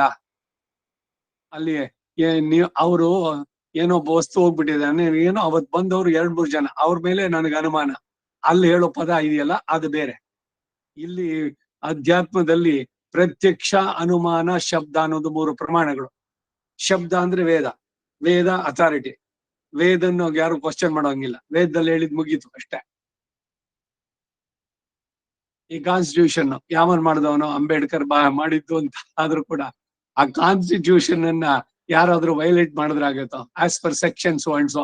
ಯಾವನ್ ಮಾಡ್ದವನ್ ಸೆಕ್ಷನ್ ಪ್ರಕಾರ ನಿಮಗೆ ಶಿಕ್ಷೆನೋ ರಿವಾರ್ಡೋ ಅದು ಸೆಕ್ಷನ್. ವೇದವನ್ನು ಕ್ವಶನ್ ಮಾಡದೆ ಅಕ್ಸೆಪ್ಟ್ ಮಾಡ್ಕೊಳ್ಳುವಂತವ್ರು ಆಸ್ತಿಗರು, ವೇದದ ಪ್ರಮಾಣವನ್ನು ಒಪ್ಪುಕೊಳ್ಳುವಂತವ್ರು. ವೇದ ಪ್ರಮಾಣ ಒಪ್ಪದೇ ಇರುವಂತವ್ರು ಇದ್ದಾರೆ. ಈಗ ಜೈನ, ಬೌದ್ಧ ಇವರೆಲ್ಲ ವೇದವನ್ನು ಪ್ರಮಾಣವಾಗಿ ಒಪ್ಪೋದಿಲ್ಲ. ಅದಕ್ಕೆ ವೇದ ಬಾಹಿರ ಮತಗಳು ಅಂತ ಹೆಸರೋದಕ್ಕೆ. ಪ್ರಮಾಣ ಬೇಕಲ್ಲ ನಮಗೆ, ಪ್ರೂಫು. ಈಗ ಪ್ರತ್ಯಕ್ಷವಾಗಿರೋದಕ್ಕೆ ಪ್ರಮಾಣ ಬೇಕೇನೋ? ಕೈನಲ್ಲಿ ನೀವು ನಿಂಬೆಹಣ್ಣು ಇಟ್ಕೊಂಡಿದ್ದ, ನಿಮ್ ಕೈನಲ್ಲಿ ನಿಂಬೆಹಣ್ಣಿನ ಇದೆ ಅನ್ನೋದಕ್ಕೆ ಇನ್ನೇನಾದ್ರು ಪ್ರೂಫ್ ಬೇಕಾ? ನೇರವಾಗಿ ಕಣ್ಣಿಗೆ ಕಾಣಿಸುತ್ತೆ. ಹಾಗೆ ನನಗೆ ಕಣ್ಣಿಗೆ ಕಂಡಿದ್ದನ್ನೇ ನಾನು ಪ್ರಮಾಣ ಅಂತ ಒಪ್ತೀನಿ ಅಂದ್ರೆ ಯು ಪ್ರೂವ್ ಯುವರ್ ಫಾದರ್ ಅಂತ. ನಿಮ್ಮ ಅಪ್ಪ ಯಾರು ಅನ್ನೋದನ್ನ ನೀನು ಟೆಸ್ಟ್ ಮಾಡಿ, DNA ಟೆಸ್ಟ್, ನಿನ್ ಬ್ಲಡ್ ಟೆಸ್ಟ್, ಅವನ್ ಬ್ಲಡ್ ಟೆಸ್ಟ್, ಹೌದು ಎಲ್ರದು ಒಂದೇ ಸೇಮ್ DNA ಅಂತ ಇವರು ಮೆಡಿಕಲ್ ಇದ್ರಲ್ಲಿ ಮಾಡಿ ಕೊಡ್ತಾರೆ. ಹೌದು ಇವನಿಗೆ ಹುಟ್ಟಿದವನು ಅಂತ. ಅದು ಬೇಡ. ಮತ್ತೆ ಹಾಗಾದ್ರೆ ಏನು ಅಂತಂದ್ರೆ ಅಲ್ಲಿ ತಾಯಿಯ ಮಾತೆ ಪ್ರಮಾಣ. ತಾಯಿ ಹೇಳ್ತಾಳೆ, ನೋಡೋ ನೀನ್ ಜನ್ಮಕ್ಕೆ ಕಾರಣನಾದವನು ಇವನು, ನಿನ್ ತಂದೆ, ಅವನನ್ನ ಗೌರವಿಸು ಅಂತ ಹೇಳಿದ್ರೆ ತಾಯಿಯ ಮಾತನ್ನ ನಂಬಿಕೆ ಇರ್ಬೇಕು. ಇಲ್ಲ ನಾನ್ ನೋಡಿಲ್ಲ, ನೀವ್ ಯಾವಾಗ ಸೇರಿದ್ರಿ, ನಾನ್ ಹೆಂಗ್ ಹುಟ್ಟಿದೆ ಅಂತ ತೋರ್ಸಕ್ ಸಾಧ್ಯನೇನು? ಎಲ್ಲವೂ ಪ್ರತ್ಯಕ್ಷದಿಂದಾನೇ ಪ್ರಮಾಣವಾಗೋಕ್ ಸಾಧ್ಯ ಇಲ್ಲ. ಇವೆಲ್ಲ ಚರ್ಚೆಗಳು ಶ್ರೀಭಾಷ್ಯ ಇದಕ್ಕೆ ಬಂದಾಗ ಬರುತ್ತೆ. ಪ್ರತ್ಯಕ್ಷ, ಅನುಮಾನ ಮತ್ತೆ ಶಬ್ದ ಅಂತ. ಇಲ್ಲಿ ಮನುಷ್ಯರು ಅನುಮಾನದಿಂದ ಇವುಗಳ ಪ್ರಮಾಣ ನಿರ್ಣಯಿಸ್ತಾರೆ. ಯಾವ್ದ್ರದ್ದು? ಪಾಂಚಭೌತಿಕವಾದ ವಸ್ತುಗಳೆಲ್ಲಾನು ಕೂಡ ಅನ್ನೋದಕ್ಕೆ. ಈ ಪ್ರಕೃತಿಗೂ ಮೀರಿದ್ದದ್ದು ಯಾವುದೋ ಅದೇ ಅಚಿಂತ್ಯವಾದ ಬ್ರಹ್ಮನ ಲಕ್ಷಣ. ಕೌರವೇಂದ್ರ, ಇನ್ನು ಸುದರ್ಶನ ದ್ವೀಪ ನೋಡಿ, ಇದು ಜಂಬೂ ದ್ವೀಪೆ, ಭರತ ವರ್ಷೆ, ಭರತ ಗಂಡೆ ಅಂತ ಹೇಳಿ ಈ ಜಂಬೂ ದ್ವೀಪಕ್ಕೆ ಸುದರ್ಶನ ದ್ವೀಪ ಅಂತ ಕೂಡ ಹೆಸರು. ಸುದರ್ಶನ ಎಂಬ ದೊಡ್ಡ ಜಂಬೂ ವೃಕ್ಷ ಇರೋದ್ರಿಂದ ಇದಕ್ಕೆ ಸುದರ್ಶನ ದ್ವೀಪ ಅಂತ ಕೂಡ ಹೆಸರಂತೆ. ಅದನ್ನ ವಿವರಿಸ್ತೇನೆ ಕೇಳು. ಈ ದ್ವೀಪವು ಅಳತೆಗೆ ಮೀರಿದ್ದು, ವರ್ತುಲವಾದದ್ದು. ನದಿ ಸಮೂಹಗಳಿಂದಲೂ ಮೇಘಗಳಂತಿರುವ ಬೆಟ್ಟಗಳಿಂದ, ರಮ್ಯವಾದ ಹಲವು ದೇಶಗಳಿಂದ, ನಗರಗಳಿಂದ, ಫಲಪುಷ್ಪ ಭರಿತಗಳಾದ ಮರಗಳಿಂದ, ಧನ ಧಾನ್ಯದಿಂದ ತುಂಬಿ ಸುತ್ತಲೂ ಲವಣ ಸಮುದ್ರದಿಂದ ಆವರಿಸಲ್ಪಟ್ಟಿದೆ. ಉಪ್ಪಿನ ಸಮುದ್ರ ಸುತ್ತಲೂ. ಮನುಷ್ಯನ ಮುಖವು ಕನ್ನಡಿಯಲ್ಲಿ ಹೇಗೋ ಹಾಗೆ ಸುದರ್ಶನ ದ್ವೀಪವು ಚಂದ್ರಮಂಡಲದಲ್ಲಿ ಪ್ರತಿಬಿಂಬಿಸುತ್ತೆ. ಸತ್ವೌಷಧಿಗಳಿಂದ ತುಂಬಿದ ಆ ಸುದರ್ಶನ ದ್ವೀಪಕ್ಕಿಂತಲೂ ಪ್ಲಕ್ಷ ದ್ವೀಪ 2ರಷ್ಟು ದೊಡ್ಡದು. ಈಗ ಪ್ಲಕ್ಷ ದ್ವೀಪ ಅಂತ ಹೇಳಿದೆ, ನಾರ್ತ್ ಅಮೆರಿಕಾ, ಸೌತ್ ಅಮೆರಿಕಾ, ಪ್ಲಕ್ಷ ದ್ವೀಪ. ಹಾಗೆ ಕ್ರಮವಾಗಿ ಶಾಲ್ಮಲಿ, ಪಿಪ್ಪಲ, ಕುಶದ್ವೀಪ ಮೇಲೆ ಪ್ರಮಾಣಗಳಲ್ಲಿ ದ್ವಿಗುಣವಾಗಿ ಹೆಚ್ಚುತ್ತೆ. ಕುಶದ್ವೀಪವು ಎಲ್ಲ ಔಷಧಿಗಳಿಂದ ತುಂಬಿ ಪರ್ವತಗಳಿಂದ ಆವೃತವಾಗಿದೆ. ಇವು ಹೊರತು ಉಳಿದೆಲ್ಲವೂ ಕೂಡ ಜಲಮಯವಾದದ್ದು. ಅಷ್ಟಮೈ ಶ್ರೀ ಸಮೇತ ಶ್ರೀ ಕೃಷ್ಣಾಯ ಪರಬ್ರಹ್ಮಣೇ ನಮಃ. ಇಲ್ಲಿಗೆ 5ನೇ ಅಧ್ಯಾಯ. 6ನೇ ಅಧ್ಯಾಯ ಅಷ್ಟಮೈ ಶ್ರೀ ಸಮೇತ ಶ್ರೀ ಕೃಷ್ಣಾಯ ಪರಬ್ರಹ್ಮಣೇ ನಮಃ. ಸಂಜಯನು ಭರತಾದಿ ನವಖಂಡಗಳನ್ನ ವಿವರಿಸಿದ್ದು. ತಿರುಗಿ ಧೃತರಾಷ್ಟ್ರನು ಸಂಜಯನನ್ನು ಕುರಿತು, ಹೇ ಸಂಜಯ, ನೀನು ಸುದರ್ಶನ ದ್ವೀಪದ ವಿಷಯವನ್ನು ಕುರಿತು ಸಂಕ್ಷೇಪವಾಗಿ ತಿಳಿಸಿದೆ ಅಷ್ಟೇ. ಅದನ್ನು ಕುರಿತು ಸವಿಸ್ತರವಾಗಿಯೂ ಸಪ್ರಮಾಣವಾಗಿಯೂ ನಾನು ಕೇಳಲು ಅಪೇಕ್ಷಿಸ್ತೇನೆ. ಅದನ್ನು ನನಗೆ ತಿಳಿಸು ಎಂದ. ಆಗ ಸಂಜಯ, ಹೇ ರಾಜೇಂದ್ರ ಕೇಳು, ಪ್ರಸಿದ್ಧವಾದ 6 ಕುಲ ಪರ್ವತಗಳುಂಟು. ಪರ್ವತಗಳು ಒಂದೊಂದು ಪ್ರದೇಶದಲ್ಲೂ ಕೂಡ ನದಿಗಳಿದೆ. ಅಲ್ಲಿಯ ಜನಗಳು, ಇಲ್ಲಿ ಭರತಖಂಡದಲ್ಲಿ ಬ್ರಾಹ್ಮಣ, ಕ್ಷತ್ರಿಯ, ವೈಶ್ಯ, ಶೂದ್ರ 4 ಆದ್ರೆ ಬೇರೆ ಬೇರೆ ಇದ್ರಲ್ಲಿ ಏನೇನ್ ಹೆಸರುಗಳಿದೆ ಅಂತ ಕೂಡ ಇದೆ. ಭಾಗವತದಲ್ಲಿ ಈ ಉಲ್ಲೇಖ ಎಲ್ಲ ಸ್ಪಷ್ಟವಾಗಿ ಬರುತ್ತೆ, ಒಂದೊಂದಕ್ಕೂ ಕೂಡ. ಈಗ ಪರ್ವತಗಳನ್ನು ಹೇಳ್ತಾ ಇದೆ. ಕ್ರಮವಾಗಿ ಹಿಮವಾನ್, ಹೇಮಕೂಟ, ನಿಷಧ, ನೀಲ, ಶ್ವೇತ, ಶೃಂಗವಾನ್ ಅಂತ ಹೆಸರು. ಇವಾರು ಕೂಡ ಪಶ್ಚಿಮದಿಂದ ಪೂರ್ವಕ್ಕೆ ಹಬ್ಬಿ ತಮ್ಮ ಉಭಯ ಪಾರ್ಶ್ವಗಳಿಂದಲೂ ಪೂರ್ವ ಪಶ್ಚಿಮ ಸಮುದ್ರಗಳನ್ನ ಆವರಿಸಿವೆ. ಭರತ ಖಂಡೆ, ಭರತ ವರ್ಷೆ ಅಂತ ಹೇಳ್ತೀವಲ್ಲ, ಅದ್ರಲ್ಲಿ ಬರೋದು. ಸಿದ್ಧ ಚಾರಣದಿಂದ ಸೇವಿಸಲ್ಪಟ್ಟಂತಹ ಈ ಪರ್ವತಗಳ ನಡುವೆ ಅನೇಕ ಸಹಸ್ರ ಯೋಜನ ವಿಸ್ತಾರವುಳ್ಳಂತಹ ಭೂಭಾಗಗಳಿದೆ. 1 ಯೋಜನ ಅಂದ್ರೆ 9 ಮೈಲಿ. ಸಹಸ್ರ ಯೋಜನೆಗಳು ಅಂದ್ರೆ ಲೆಕ್ಕ ಹಾಕೊಳ್ಳಿ. ಅವುಗಳು ಬೇರೆ ಬೇರೆ ವರ್ಷಗಳು ಎಂದು ಕರೆಯಲ್ಪಡುತ್ತೆ. ವರ್ಷಗಳು ಅಂದ್ರೆ ಭೂಭಾಗಗಳು. ಪ್ರಾಣಿಗಳಿಗೆ ಧನಧಾನ್ಯ ಸಮೃದ್ಧಿಯನ್ನ, ಸುಖ ಭೋಗಗಳನ್ನ ವರ್ಷಿಸಕ್ಕಾಗುವುದರಿಂದ ಈ ಪ್ರದೇಶಗಳಿಗೆ ವರ್ಷಗಳು ಅಂತ ಹೆಸರು. ವರ್ಷ ಅಂದ್ರೆ ಏನು ಅಂದ್ರೆ ಇದರಲ್ಲಿ ಮಳೆ. ಪರ್ಜನ್ಯೋ ವರ್ಷತಿ, ಪರ್ಜನ್ಯೋ ವರ್ಷತಿ, ಫಲಿನ್ಯೋ ವರ್ಷತಿ, ಓಷಧಯ ಪಚ್ಯಂತಾಂ, ಯೋಗಕ್ಷೇಮೋ ನ ಕಲ್ಪತಾಂ. ಭಗವಂತನ ಕೃಪೆಯನ್ನು ಕೂಡ ಮಳೆಗೆ ಹೇಳ್ತಾರೆ. ಕೃಪಾ ವರ್ಷ. ಭಗವಂತನ ಕೃಪೆ ಮಳೆಯಂತೆ ಎಲ್ಲರ ಮೇಲೂ ಸಮಾನವಾಗಿ. ಇಲ್ಲಿ ಹಳ್ಳ, ಅಲ್ಲಿ ತಿಟ್ಟು, ಅಥವಾ ಇವನು ಶ್ರೀಮಂತ ಅವನು ಬಡವ ಅಂತಿಲ್ಲ. ಎಲ್ಲರ ಮೇಲೂ ಸಮಾನವಾಗಿ ಭಗವಂತನ ಕೃಪಾ ವರ್ಷ ಇದೆ. ಅದು ನಮ್ಮ ಕರ್ಮದಿಂದ ಅದು ಯಾವ್ದನ್ನ ನಾವ್ ಇಡ್ತೀವಿ. ಮಳೆ ಬರ್ತಾ ಇದೆ, ಮಳೆನಲ್ಲಿ 1 ಲೋಟ ಹಿಡಿದ್ರೆ 1 ಲೋಟ ಅಷ್ಟೇ ನೀರ್ ಹಿಡ್ಕೊಳ್ತೀರಿ. ಇನ್ನೊಬ್ಬ ದೊಡ್ಡ ಕೊಳದಪ್ಲ ಇಟ್ರೆ ಅಷ್ಟು ಭರ್ತಿ ಆಗತ್ತೆ. ಸೊ ಯಾರ್ಯಾರು ಎಷ್ಟೆಷ್ಟು ಇಡ್ತೀರೋ ಅದ್ರ ಮೇಲೆ. ಹಾಗೆ ಭಗವಂತನ ಕೃಪಾ ವರ್ಷ ಅನ್ನೋದು ಮಾತ್ರ ಸಮಾನ. ಹಾಗೆ ಇಲ್ಲಿ ವರ್ಷಗಳು ಅಂತ ಕರೆದಿದ್ದಕ್ಕೆ ಉದ್ದೇಶ, ಈ ವರ್ಷಗಳು ಪವಿತ್ರವಾದ ಅನೇಕ ದೇಶಗಳನ್ನು ಒಳಗೊಂಡು ನಾನಾ ಜಾತಿಯ ಪ್ರಾಣಿ ವರ್ಗಗಳಿಗೆ ಆಶ್ರಯವಾಗಿವೆ. ಈಗ ನಾವಿರುವಂತಹದ್ದೇ ಭಾರತ ವರ್ಷ. ಹಿಮವತ್ ಪರ್ವತದಿಂದ ಆಚೆಗೆ ಇರುವಂತಹದ್ದು ಹೈಮವತ ವರ್ಷ. ಇದನ್ನೇ ಕಿಂಪುರುಷ ವರ್ಷ ಅಂತ ಹೇಳ್ತಾರೆ. ಹೇಮಕೂಟದಿಂದ ಆಚೆಗೆ ಇರುವಂತಹದ್ದು ಹರಿವರ್ಷ. ನೀಲ ಪರ್ವತಕ್ಕೆ ದಕ್ಷಿಣದಲ್ಲಿಯೋ, ನಿಷಧ ಪರ್ವತಕ್ಕೆ ಉತ್ತರದಲ್ಲಿಯೋ, ಪೂರ್ವ ದಿಕ್ಕೆ ಹಬ್ಬಿದಂತಹ ಮಾಲ್ಯವಾನ್ ಎಂಬ ಪರ್ವತ ಉಂಟು. ಈ ಮಾಲ್ಯವಂತದಿಂದ ಆಚೆಗಿರುವಂತಹ ಗಂಧಮಾದನ ಪರ್ವತ. ಈ ಗಂಧಮಾದನ ಪರ್ವತದಲ್ಲಿ ಇವನು ಆಂಜನೇಯ ಸದಾ ಅಲ್ಲಿರ್ತಾನೆ ಅಂತ ಚಿರಂಜೀವಿಯಾಗಿದ್ದವನು. ಎಲ್ಲೆಲ್ಲಿ ರಾಮನಾಮ ಉಂಟಾಯ್ತು ಅಂದ್ರೆ ಅಲ್ಲಿಂದ ಅವನ್ ತಕ್ಷಣ ಬರ್ತಾನೆ. ಮತ್ತೇನು, ಇವಾಗ ನಮ್ಮ ಫ್ಲೈಟ್ ನಲ್ಲಿ ಅಲ್ಲಿಂದ ಇಲ್ಲಿಗೆ ಬರೋಕೆ 18-20 ಗಂಟೆನಲ್ಲ. ಅಂದ್ರೆ ಇವ್ರದ್ದೆಲ್ಲ ಮನೋವೇಗ. ಈಗ ನಾನು ಅಲ್ಲಿ ಇದ್ದೀನಿ ಅಂದ್ರೆ ಅಲ್ಲಿ ಇದ್ದೆ. ಇದು ಮನಸ್ಸಿನ ವೇಗ. ಹಾಗೆ ಪರಶುರಾಮ ಈ ಭೂಮಿಯನ್ನೆಲ್ಲ ದಾನ ಮಾಡಿ ಅವನು ಹೋಗಿದ್ದು ಅಷ್ಟೇ. ಅಲ್ಲಿ ಹೋಗಿ ಅಲ್ಲಿ ತಪಸ್ನಲ್ಲಿ ಇದ್ದಾನೆ ಅವನು ಅಂತ. ಗಂಧಮಾದನ ಪರ್ವತ. ಈ 2 ಪರ್ವತಗಳ ನಡುವೆ ಸೂರ್ಯ ತೇಜಸ್ಸುಳ್ಳುವಂತ ಮೇರು ಎಂಬ ಸುವರ್ಣ ಪರ್ವತ ಇದೆ. ಮೇರೋರ್ ದಕ್ಷಿಣೆ ಪಾರ್ಶ್ವೆ ಅಂತ ನಾವು ಸಂಕಲ್ಪದಲ್ಲಿ ಹೇಳುವಂತ ಮೇರು ಪರ್ವತ ಎಲ್ಲರೂ ಕಣ್ಗೂ ಕಾಣಿಸೋಲ್ಲ, ಮೇಲೆ ಇದೆ. ಅದು ಭೂಮಿಗೆ ಟಚ್ ಆಗ್ದಂಗಿಲ್ಲ ಅದು. ಆ ಮೇರು ಪರ್ವತವನ್ನ ಸೂರ್ಯ ದಿನಾಗ್ಲೂ ಸುತ್ತಾನೆ. ಮಾಡರ್ನ್ ಸೈನ್ಸ್ ಅಲ್ಲಿ ಸೂರ್ಯ ಅನ್ನೋದೇನೋ, ಸೂರ್ಯ ಸುತ್ತಾನೇನೋ, ಭೂಮಿ ಇವೆಲ್ಲ ಅವುಗಳ ಆಕ್ಸಿಸ್ ನಲ್ಲಿ ಹೋಗತ್ತೆ ಅಂತ. ನಮ್ಮ ಪುರಾಣದ್ದು ಬೇರೆ, ಈ ಸೈನ್ಸ್ ಇವ್ರು ಹೇಳೋದು ಬೇರೆ. ಸೂರ್ಯ ಪ್ರತಿದಿನ ಸುತ್ತದ್ ಬರ್ತಾನೆ. ಅವನು ಆ ಮೇರು ಪರ್ವತವನ್ನು ಸುತ್ತಬೇಕಾದ್ರೆ 4 ದಿಕ್ಕುಗಳಲ್ಲೂ ಕೂಡ, ಈಗ ಪೂರ್ವ ದಿಕ್ಕಿನಲ್ಲಿ ಇಂದ್ರನ ಅಮರಾವತಿ, ಇಲ್ಲಿ ದಕ್ಷಿಣದಲ್ಲಿ ಅವನ ಸಂಯಮಿನಿ ಅಂತ, ಇನ್ನೊಂದು ನಿಂಬ್ಳೋಚಂತಿ ಅಂತ ವರುಣನ ಲೋಕ.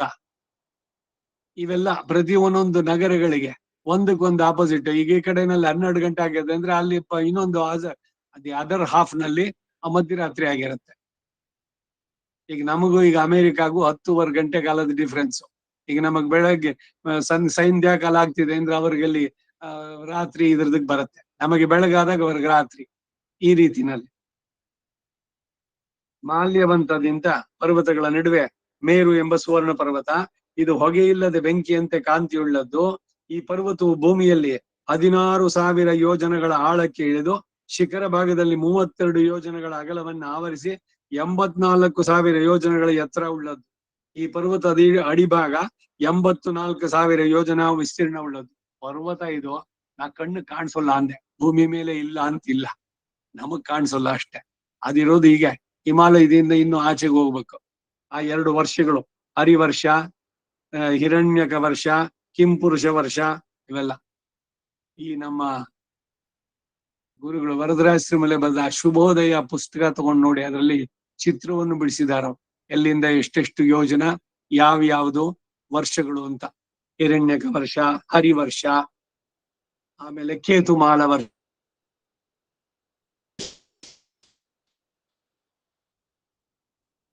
ಮೇರು ಪರ್ವತದ್ದಾಯ್ತು. ಹೀಗೆ ಆ ಮೇರು ಪರ್ವತ ಮೇಲೆ ಕೆಳಗೆ ಅಡ್ಡಲಾಗಿಯೂ ಅನೇಕ ಯೋಜನೆಗಳನ್ನ ಆವರಿಸಿ ಹಬ್ಬಿದೆ.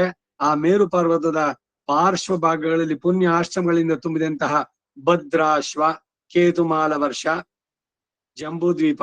ಕೇತುಮಾಲ ವರ್ಷ ಅನ್ನೋದನ್ನ ನೀವು ಬ್ರಾಕೆಟ್ ನಲ್ಲಿ ಹಾಕಿದ್ದಾರೆ, ತಪ್ಪಿದು. ಕೇತುಮಾಲ ವರ್ಷವೇ ಭಾರತ ವರ್ಷ ಅಲ್ಲ.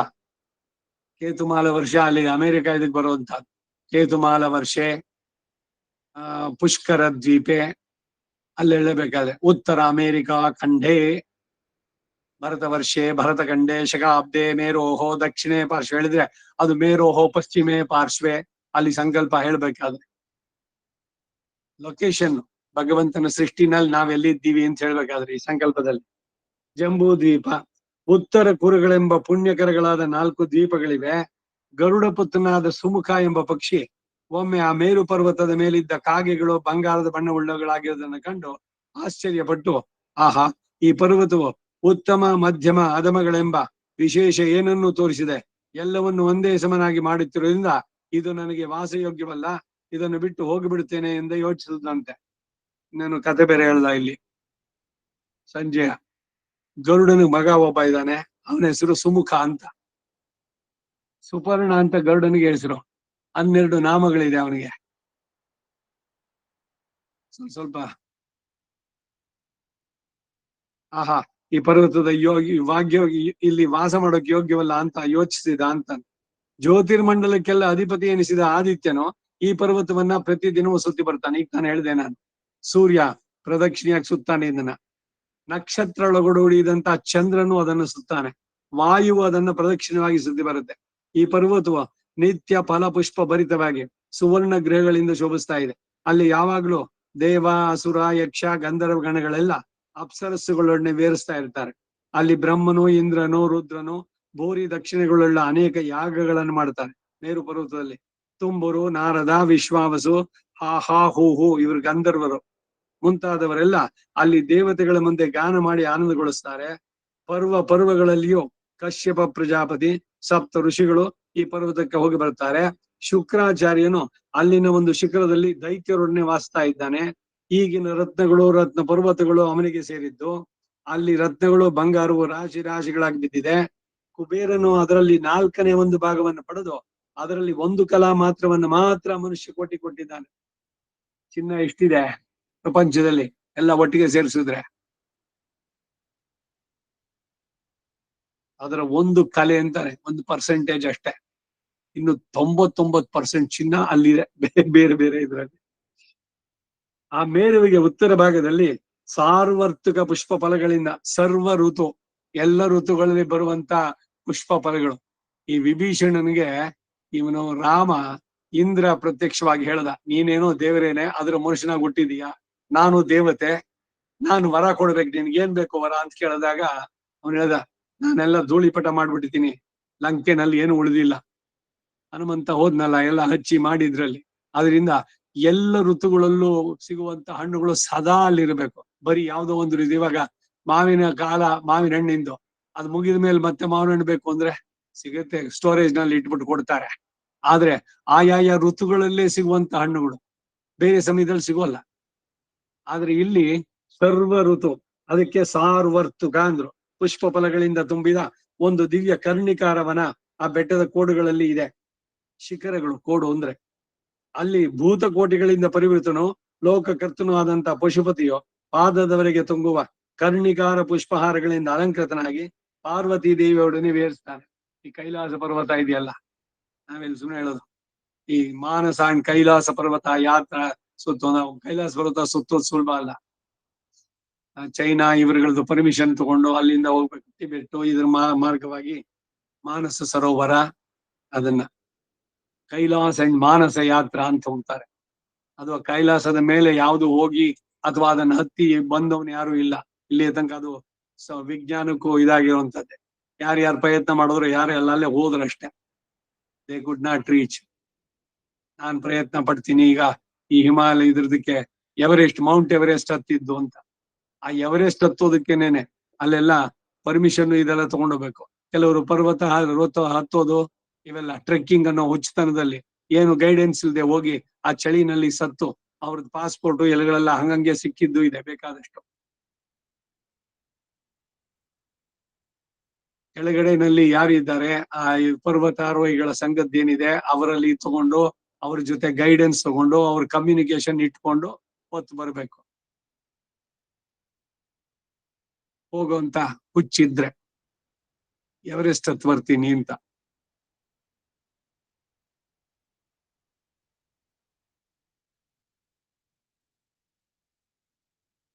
ಸಪ್ತ ಋಷಿಗಳು ಆ ಪರ್ವತಕ್ಕೆ ಹೋಗಿ ಬರ್ತಾರೆ. ಶುಕ್ರಾಚಾರ್ಯ ಅಲ್ಲಿದ್ದಾನೆ ಅಂದ್ರು. ಆಮೇಲೆ ಆ ಮೇರುವಿನ ಉತ್ತರ ಭಾಗದಲ್ಲಿ ಸಾರ್ವರ್ತಕವಾದಂತಹ ಫಲಪುಷ್ಪಗಳಿಂದ ತುಂಬಿದ ಒಂದು ದಿವ್ಯ ಕರ್ಣಿಕಾರವನ. ಸೊ ಅಲ್ಲಿ ಈ ಶಿವ ಪಾರ್ವತಿ ಇದ್ದಾರೆ. ಮೂವರು ಸೂರ್ಯರಂತಿರುವ ತ್ರಿನೇತ್ರಗಳಿಂದ ಜ್ವಲಿಸುವ ಶಂಕರನ್ನ ತಪಸ್ಸಿದ್ದರು ಸುವ್ರತರು ಸತ್ಯವಾದಿಗಳು ಆದಂತಹ ಮಹಾತ್ಮರು ಮಾತ್ರ ದರ್ಶಿಸಬಲ್ಲರು. ದೇವತೆಗಳ ಎಲ್ರ ಕಣ್ಗೂ ಕಾಣಿಸೋದಿಲ್ಲ.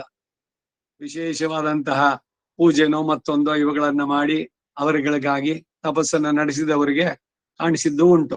ಈಗ ಚತುರ್ಮುಖ ಬ್ರಹ್ಮನನ್ನ ಎಷ್ಟು ಜನ ತಪಸ್ ಮಾಡಿ ಅವನನ್ನ ವರಗಳನ್ನು ಪಡೆದು ಇದೆಲ್ಲ ಮಾಡ್ಕೊಂಡು ಹೋಗಿದ್ದೆಲ್ಲ ಬರುತ್ತೆ ಪುರಾಣಗಳ ಕಥೆನಲ್ಲಿ.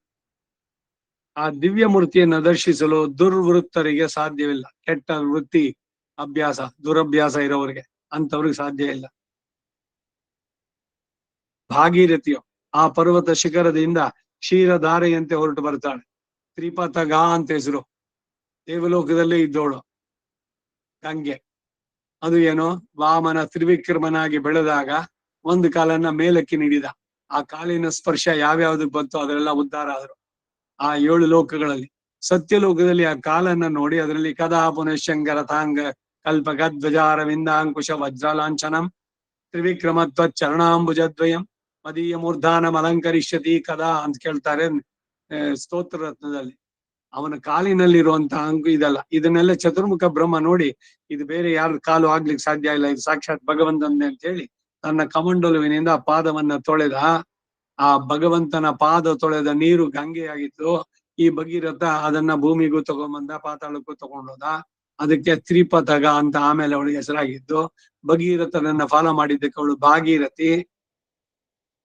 ಗಂಗಾವತರಣ ರಾಮಾಯಣದಲ್ಲಿ ಬಾಲಕಾಂಡದಲ್ಲಿ ಬರುತ್ತೆ. ಒಂದಷ್ಟು ಚಾಪ್ಟರ್ಸ್ ಇದೆ, ಒಂದೊಂದೇನೆ. ಸಗರ ಚಕ್ರವರ್ತಿ ಅವನ 60,000 ಮಕ್ಕಳು ಅವರೆಲ್ಲ ಹೋಗಿದ್ದು. ಆ ಕಪಿಲ ಆಶ್ರಮದಲ್ಲಿ ಈ ಅಶ್ವವನ್ನ ಕಂಡ, ಅವನೇನೆ ಕೊಂದವನು ಅಂತ ಅವನ ಮೇಲೆ ಹೋದ್ರು. ಅವನೊಂದು ಹುಂಕಾರದಲ್ಲಿ ಎಲ್ಲರೂ ಭಸ್ಮವಾದ್ರು. ಸರಿ, ಅವರಿಗೆ ಸುಟ್ಟು ಹೋದ್ರಲ್ಲ, ಅವ್ರಿಗೆ ಮುಕ್ತಿಯನ್ನು ಕರುಡಿಸೋದಕ್ಕೆ ಇದು ಆ ಪರಂಪರೆಯಾಗಿ ಮಾಂಧಾತ ದಿಲೀಪ ಎಲ್ಲ ಇವರುಗಳೆಲ್ಲ ಪ್ರಯತ್ನ ಪಟ್ಟು ಕಡೆಗೆ ಭಗೀರಥ ಅದ್ರಲ್ಲಿ ಸಕ್ಸಸ್ ಆದ. ಇವೆಲ್ಲ ಕಥೆ ರಾಮಾಯಣದಲ್ಲಿ ಇದೆ. ಗಂಗೆ ದೇವಿ ಸುರೇಶ್ವರಿ ಭಗವತಿ ಗಂಗೆ ತ್ರಿಭುವನ ತಾರಿಣಿ ತರಲ ತರಂಗೆ ಭಾಗೀರಥಿ ಸುಖದಾಯಿನಿ ಮಾತಾ ತವ ಜಲ ಮಹಿಮಾ ನಿಗಮೇ ಖ್ಯಾತ ನಾಹಂ ಜಾನೆ ತವ ಮಹಿಮಾನಂ ಪಾಹಿ ಕೃಪಾ ಮಹಿ ಮಾಂ ಅಜ್ಞಾನಂ ಜೈ ಜೈ ಗಂಗೆ ಜಯ ಹರಿ ಗಂಗೆ ಜೈ ಜೈ ಗಂಗೆ ಜಯ ಹರ ಗಂಗೆ. ಭಜನೆ ಗಂಗೆಯನ್ನು ಕೊಂಡಾಡುವಂತಹದ್ದು. ಹಾಗೆ ಇವಳು ಅಲ್ಲಿಂದ ಭಾಗೀರಥಿ ಪರ್ವತ ಶಿಖರದಿಂದ ಕ್ಷೀರಧಾರೆಯಂತೆ ಮಹಾತ್ಮರಿಂದ ಸೇವಿತಿಯಾದ ನದಿ ಬಿದ್ದದ್ದನಿಂದ ಅಲ್ಲಿ ಚಂದ್ರ ಸರಸು ಉಂಟಾಯಿತು. ಚಂದ್ರ ಸರೋವರ. ಪರ್ವತವೇ ತಡೆಯಲಾರದಿದ್ದ ಗಂಗೆಯನ್ನ ಶಿವನು ತನ್ನ ತಲೆಯಿಂದ 100,000 ವರ್ಷಗಳವರೆಗೆ ಧರಿಸಿ ನಿಂತ. ಗಂಗಾಧರ ಅನ್ನೋ ಹೆಸರು ಇವನಿಗೆ. ರುದ್ರನಾಗಿದ್ದವನು ಇದು ತಂಪಾದ ಮೇಲೆ ಅವನು ಶಿವನಾದ. ಚಂದ್ರನನ್ನು ತಲೆ ಮೇಲೆ ಇಟ್ಕೊಂಡು ಕತ್ತಿನಲ್ಲಿ ವಿಷ ಇದ್ದಿದ್ದು ನೀಲಕಂಠ. ಅದರ ವಿಷದ ಜ್ವಾಲೆ ಅದು ಎಷ್ಟು ಜೋರಾಗಿತ್ತು ಅಂತಂದ್ರೆ ಎಲ್ಲ ಸುಡು ದಹಿಸ್ತಾ ಇತ್ತು. ಅದಕ್ಕಾಗಿ ಅವನ ತಲೆ ಮೇಲೆ. ಇದೆಲ್ಲ ಪುರಾಣದ ಕಥೆಗಳು ಎಲ್ಲ. ಪರ್ವತತೆ ತಡೆಯಲಾರದಿದ್ದ ಗಂಗೆಯನ್ನ ಶಿವನು ಆ ತಲೆಯಿಂದ 100,000 ವರ್ಷ ಒಳಗೆ ಧರಿಸಿ ನಿಂತ. ಅನಂತವು ಸಿಡಿಲಿನಂತೆ ಧ್ವನಿಯುಳ್ಳದ್ದು ಆದಂತಹ ಗಂಗಾ ಪ್ರವಾಹದ ವೇಗ ಅಲ್ಲಿಂದ ಧುಮುಕ್ತಾ ಇದೆ. ಮಾನಸ ಗಂಗೋತ್ರಿ ಗಂಗಾ ಉಗಮ ಸ್ಥಾನ ಅಂತ. ಮಾನಸ ಗಂಗೋತ್ರಿ ಹೋಗ್ ಬರ್ಬೋದು ಹೇಳ್ತಾನಲ್ಲ ಈಗ ಈ ಕೈಲಾಸ್ ಅಂಡ್ ಮಾನಸ ಯಾತ್ರಾ ಅವುಗಳಲ್ಲಿ. ಮೇರುವಿಗೆ ಪಶ್ಚಿಮ ಪಾರ್ಶ್ವದಲ್ಲಿ ಜಂಬೂ ಖಂಡದಲ್ಲಿಯೇ ಕೇತುಮಾಲ ಎಂಬ ಒಂದು ದೊಡ್ಡ ದೇಶ ಇದೆ. ಅಲ್ಲಿ ಉಳ್ಳವರಾಗಿ ರೋಗಾದಿಗಳಲ್ಲಿದೆ ನಿತ್ಯ ಸಂತೋಷದಿಂದ 10,000 ವರ್ಷಗಳ ಬದುಕಿರ್ತಾರೆ ಆಗಿನ ಕಾಲಕ್ಕೆ. ಈಗಲೂ ಕೂಡ ಅವರುಗಳು ಇದ್ದಾರೆ. ಆರೋಗ್ಯ ಇವುಗಳೆಲ್ಲ ನೋಡಿದಾಗ ಅಮೆರಿಕ ಅಂತಂದ್ರೆ ರಸ್ತೆಗಳೆಲ್ಲ ಕ್ಲೀನ್ ಆಗಿದೆ, ಭೋಗ ಭೂಮಿಗಳಿವೆಲ್ಲ ಕೇತುಮಾಲ ವರ್ಷದಲ್ಲಿರುವಂತಹದ್ದು. ಅಲ್ಲಿರುವ ಜನ ಆಯ್ತು, ಅಲ್ಲಿನ ಸ್ತ್ರೀಯರೆಲ್ಲರೂ ಅಪ್ಸರಸಗಳಂತಿದ್ದಾರೆ. ಅಲ್ಲಿ ಹುಟ್ಟುವರೆಲ್ಲರೂ ಪುಟ ಹಾಕಿದ ಸುವರ್ಣದ ಕಾಂತಿಯುಳ್ಳವರು. ಗಂಧಮಾದನ ಶೈಲ ಶಿಖರಗಳಲ್ಲಿ ಗುಹ್ಯಕಾಧಿಪತಿಯಾದ ಕುಬೇರ ರಾಕ್ಷಸರಿಂದ ಸೇವಿತನಾಗಿ ಅಪ್ಸರ ಸ್ತ್ರೀಯರೊಡನೆ ವಿಹರಿಸುತ್ತಾ ಸುಖದಿಂದ ಇರ್ತಾನೆ. ಗಂಧಮಾದನ ಪರ್ವತಕ್ಕೆ ಪಾರ್ಶ್ವದಲ್ಲಿರುವ ಅಪರಗಂಡಿಕ ಎಂಬ ಪಾದ ಪರ್ವತಗಳಲ್ಲಿ ಪುರುಷರೆಲ್ಲರೂ ಕೂಡ ಕೃಷ್ಣ ವರ್ಣ ಉಳ್ಳವರಾಗಿ ಅಸಮಾನ ಬಲಪರಾಕ್ರಮಗಳಿಂದ ಒಪ್ತಾ ಇದ್ದರು. ಈ ಬದ್ರಿ ಆದ್ಮೇಲೆ ಅಲ್ಲಿಂದ ಮುಂದಕ್ಕೆ ಹೋದ್ರೆ ಮಾನ ಅಂತ ಒಂದು ಸಿಗತ್ತೆ. ಅಲ್ಲಿ ವ್ಯಾಸರ ಗುಹೆ ಇವೆಲ್ಲ ಇರೋದು. ಅಲ್ಲಿಂದ ಮುಂದಕ್ಕೆ ಸ್ವರ್ಗಾರೋಹಣ ಅದ್ರದ್ದು ಮಾರ್ಗ ಅಂತ. ಅಲ್ಲಿಂದ ಮುಂದಕ್ಕೆ ಹೋಗೋದೇ ಬಹಳ ಕಷ್ಟ. ಎಲ್ಲ ಬರೀ ಹಿಮದಿಂದ ಆವೃತವಾಗಿರೋದು, ಮುಂದಕ್ಕಿಲ್ಲ. ಅವೆಲ್ಲ ಬರುವಂತದ್ದು. ಇದೆಲ್ಲ ಯಾರು ತಪಸ್ಸಿದ್ದಿ ಇವುಗಳೆಲ್ಲ ಮಾಡ್ತಾರೆ ಅವರುಗಳು ಹೋಗೋಕ್ ಸಾಧ್ಯವಾಗುವಂತದ್ದು.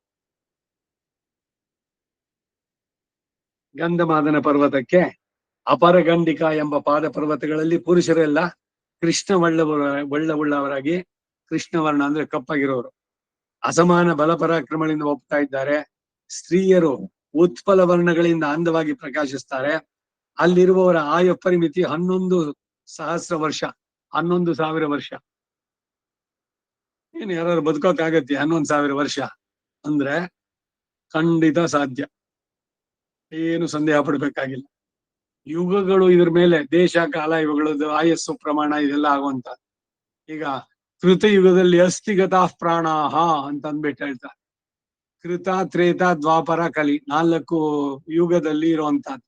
ಆ ಕೃತಯುಗದಲ್ಲಿ ಮೂಳೆ ಎಲ್ಲಿ ತನಕ ಇರುತ್ತೋ ಅಲ್ಲಿ ತನಕನೂ ಅವ್ರ ಆಯಸ್ ಬದುಕಿರ್ತಿದ್ರು. ಅಸ್ಥಿಗತ ಪ್ರಾಣಾಹ, ಮೂಳೆಗಳ ಜೊತೆಗೆ. ಆ ಮೂಳೆ ನಾಶವಾದಾಗ ಅವ್ರದ್ದು ನಾಶ. ಹಾಗಾಗಿ ತ್ರೇತಾಯುಗದಲ್ಲಿ ದಶರಥ 60,000 ವರ್ಷ ರಾಜ್ಯಭಾರ ಮಾಡ್ದ ಅಂದ್ರೆ ಖಂಡಿತ ಅದು 60,000 ವರ್ಷ ಇದ್ದ. 60,000 ವರ್ಷ ಆದ್ಮೇಲೆ ಇವನು ಪುತ್ರಗಾಮೇಷ್ಟಿ ಯಾಗ ಮಾಡಿ ಆಮೇಲೆ ರಾಮ ಹುಟ್ಟಿದ್ದು. ರಾಮ 11,000 ವರ್ಷ ಎಲ್ರ ಜೊತೆ ಸಂತೋಷವಾಗಿದ್ದ. ದಶವರ್ಷ ಸಹಸ್ರಾಣಿ ದಶವರ್ಷ ಶತಾನಿಚ, 10,000 + 1,000 11,000 ವರ್ಷ ಅವನ್ ಕಾಡಿನಲ್ಲಿ ಇಲ್ಲೆಲ್ಲ ಸುತ್ತಿದ್ದು 14 ವರ್ಷ ಅಷ್ಟೇನೆ. ಓ ರಾಮ ಏನ್ ಸುಖ ಪಟ್ಟ, ಎಲ್ಲಾ ಬರೀ ಕಷ್ಟವೇ ಆಗ್ಬಿಡ್ತು. ಕೆಲವರಿಗೆಲ್ಲ ಈ ದುಃಖವನ್ನ ಅತಿಯಾಗಿ ಹೇಳ್ಕೊಳ್ಳೋದು, ಸಿನಿಕರು ಅಂತಾರ ಅವ್ರನ್ನ. ಬರೀ ಕೆಟ್ಟ ಆಲೋಚನೆ, ಯಾವುದೋ ಕೆಟ್ಟ ಅದನ್ನ ಬಿಡಿಸಿ ವರ್ಣಿಸಿ ಅದನ್ನೆಲ್ಲ ಹೇಳೋದ್ರಲ್ಲಿ ಏನೋ ಸಂತೋಷ. ಸುಖಾಂತವಾದದ್ದು ಇಷ್ಟವಾಗಲ್ಲ ಅವರಿಗೆ, ಎಲ್ಲ ದುಃಖಾಂತವಾಗಿರ್ಬೇಕು. ಅಂತದನ್ನ ಬಣ್ಣಿಸಿ ಎಲ್ಲ ಹೇಳೋದ್ರಲ್ಲಿ ಆನಂದ ಪಡೆಯೋ ಸ್ಯಾಡಿಸ್ ಅಂತಾರೆ. ಅಂತವ್ರು ಹೇಳ್ಬೇಕಷ್ಟೆ, ಅಯ್ಯೋ ನಂದು ಪುನರ್ವಸು ನಕ್ಷತ್ರ, ರಾಮ ಏನ್ ಸುಖ ಪಟ್ಟ ನೋಡಿ, ಹಾಗೆ ನಂದುನು ಬರೀ ದುಃಖವೇನೆ ಅಂತ ಹೇಳ್ಕೊಳ್ಳುವಂತ. ನೀಲ ಪರ್ವತದಿಂದ ಆಚೆಗೆ ಉತ್ತರದಲ್ಲಿ ಶ್ವೇತ ವರ್ಷ, ಅದರಿಂದ ಆಚೆಗೆ ಹೈರಣ್ಯಕ ವರ್ಷ ಇದೆ. ಅದಕ್ಕೂ ಉತ್ತರದಲ್ಲಿ ಶೃಂಗವತ್ ಪರ್ವತದಿಂದ ಆಚೆಗೆ ಅನೇಕ ಜನಪದಗಳಿಂದ ಆವೃತವಾದಂತಹ ಐರಾವತ ವರ್ಷ ಇದೆ. ಹಿಮವಂತದ ದಕ್ಷಿಣದಲ್ಲಿ ಭರತ ವರ್ಷ, ಉತ್ತರದಲ್ಲಿ ಹೈಮವತ, ಬಿಲ್ಲಿನ ಕೊಪ್ಪುಗಳು ಕೊನೆಗಳ ಸ್ಥಾನದಲ್ಲಿದೆ. ಹೇಮಕೂಟಕ್ಕೆ ಉತ್ತರದಲ್ಲಿ ಹರಿವರ್ಷ, ನಿಷದದ ಉತ್ತರಕ್ಕೆ ನೀಲ ಪರ್ವತಕ್ಕೆ ದಕ್ಷಿಣಕ್ಕೂ ಮೇರು ಪರ್ವತವನ್ನು ಸುತ್ತಿದಂತೆ ಇಲಾ ವರ್ಷ. ಇದರಲ್ಲಿ ಕೆಲವರು ಭದ್ರಾಶ್ವ ಕೇತುಮಾಲ ವರ್ಷ ಎಂದು 2 ವರ್ಷ ವಿಭಾಗಗಳನ್ನ ಹೆಚ್ಚಿಗೆ ಮಾಡಿ ನವವರ್ಷಗಳು ಅಂತ ಹೇಳ್ತಾರೆ. ನೀಲ ಪರ್ವತ ಉತ್ತರಕ್ಕೆ ಶ್ವೇತ ಎಂಬುದು 5ನೇ ವರ್ಷ, ಶ್ವೇತಗಿರಿಯಿಂದ ಮುಂದಕ್ಕೆ ಉತ್ತರಕ್ಕೆ ಹೈರಣ್ಯಕ ಅದು 6ನೇದು, ಶೃಂಗವತ್ ಪರ್ವತದಿಂದ ಆಚೆ ಐರಾವತ ವರ್ಷ 7ನೇದು. ಹೀಗೆ ಇವೇಳು ಕೂಡ ಒಂದು ಬಿಲ್ಲಿನ ಆಕಾರದಲ್ಲಿ ನಿರೂಪಿಸಲ್ಪಟ್ಟಿದೆ ಅಂತಾರೆ. ಹೀಗೆ ಮೇರುವಿಗೆ ದಕ್ಷಿಣದಲ್ಲಿ ಭರತ ವರ್ಷ, ಉತ್ತರದಲ್ಲಿ ಐರಾವತ, ನಡುವೆ ಹರಿವರ್ಷ ಆದಿ 5 ಬಾಗಿದಂತಿದ್ದು, ಆ ವೇಳೆಗೆ ಉದ್ದಕ್ಕೆ ಬಾಗಿದ ಒಂದು ಧನುಸ್ಸಿನ ಆಕಾರದಲ್ಲಿದೆ. ಈ ವರ್ಷಗಳಲ್ಲಿ ಮೊದಲಿನ ದೀಪಕ್ಕಿಂತಲೂ ಅದರ ಮುಂದಿನದು ಅಧಿಕ ಗುಣವುಳ್ಳದ್ದು. ಅಂದ್ರೆ ಆ ವರ್ಷವಾಸಿಗಳು ಆರೋಗ್ಯ, ಆಯು ಪ್ರಮಾಣ, ಆಕೃತಿ, ಬಲ, ಧರ್ಮ, ಭಾಗ್ಯಾದಿಗಳಲ್ಲಿ ಮೇಲೆ ಎನಿಸ್ತಾರೆ. ಹೀಗೆ ಈ ಭೂಮಿಯು ದೊಡ್ಡ ಪರ್ವತಗಳಿಂದ ಆವೃತವಾಗಿದೆ. ಇವುಗಳಲ್ಲಿ ಅತಿ ಪ್ರಸಿದ್ಧವಾದಂತಹ ಹೇಮಕೂಟವೇ ಕೈಲಾಸ ಎನ್ನುವುದು ಹೇಳಲ್ಪಡುವಂತಹದ್ದು. ಹೇಮಕೂಟ ಎಂದು ಪ್ರಸಿದ್ಧವಾದ ಕೈಲಾಸ ಪರ್ವತದಲ್ಲಿ ಕುಬೇರ ಗುಹ್ಯಕರೊಡನೆ ಕೂಡಿ ಆನಂದದಿಂದಿದ್ದಾನೆ. ಮೊದಲು ಈ ಕುಬೇರ ಶ್ರೀಲಂಕಾದಲ್ಲಿದ್ದ.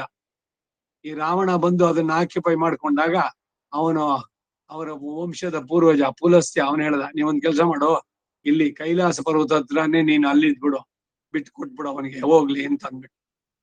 ಸೊ ಕೈಲಾಸ ಇದು ಅಲ್ಲ ಹತ್ರ ಬರೋದು ಕುಬೇರ ಗುಹ್ಯಕರೊಡನೆ. ರುದ್ರನು ಪಾರ್ವತಿ ಸಮೇತನಾಗಿ ಇಲ್ಲಿನ ಶೀತಲ ಶಿಲಾತಲದಲ್ಲಿ ನೆಲೆಸಿದ್ದಾನೆ.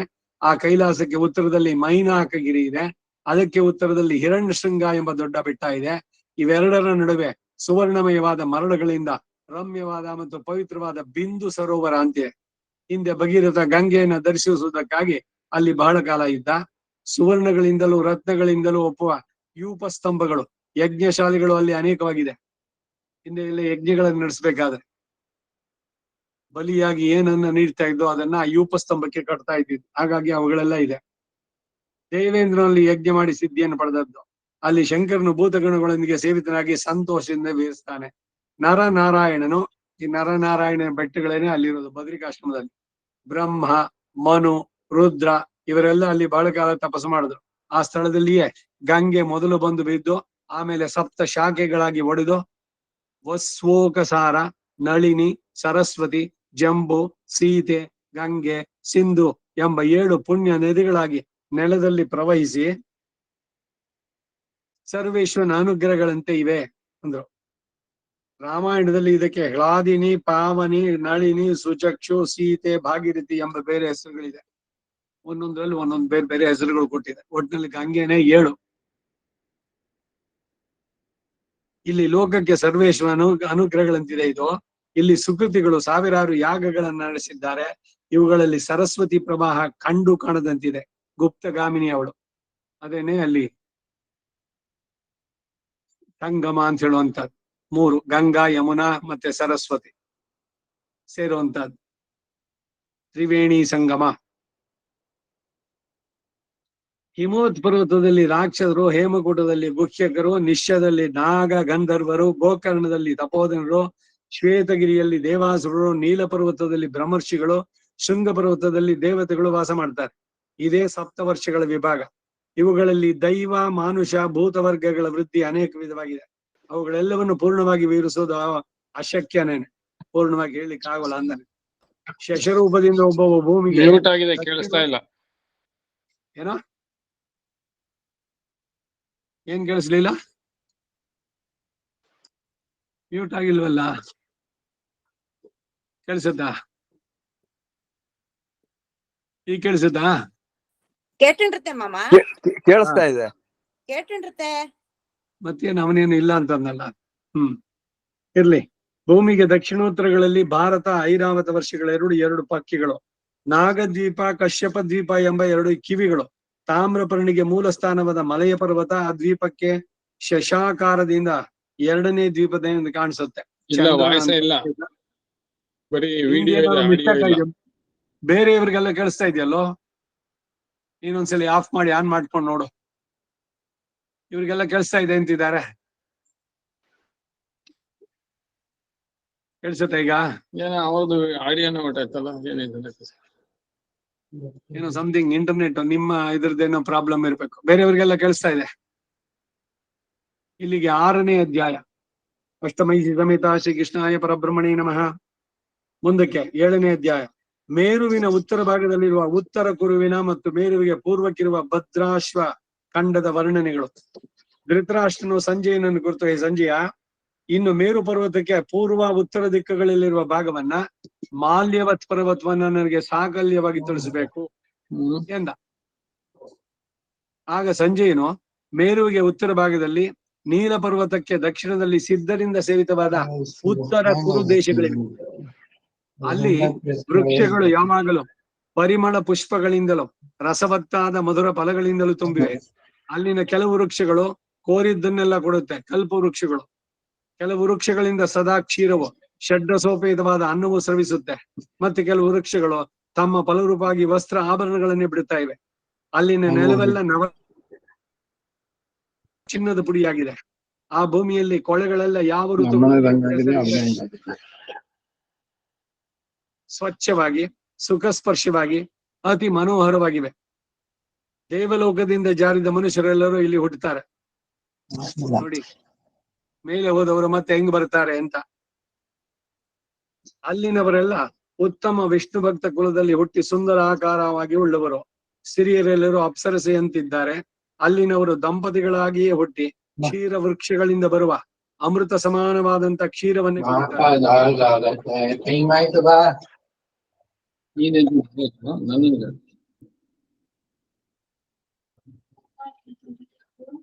ಮ್ಯೂಟ್ ಮಾಡ್ಕೊಳ್ಳೋ ನೀನು.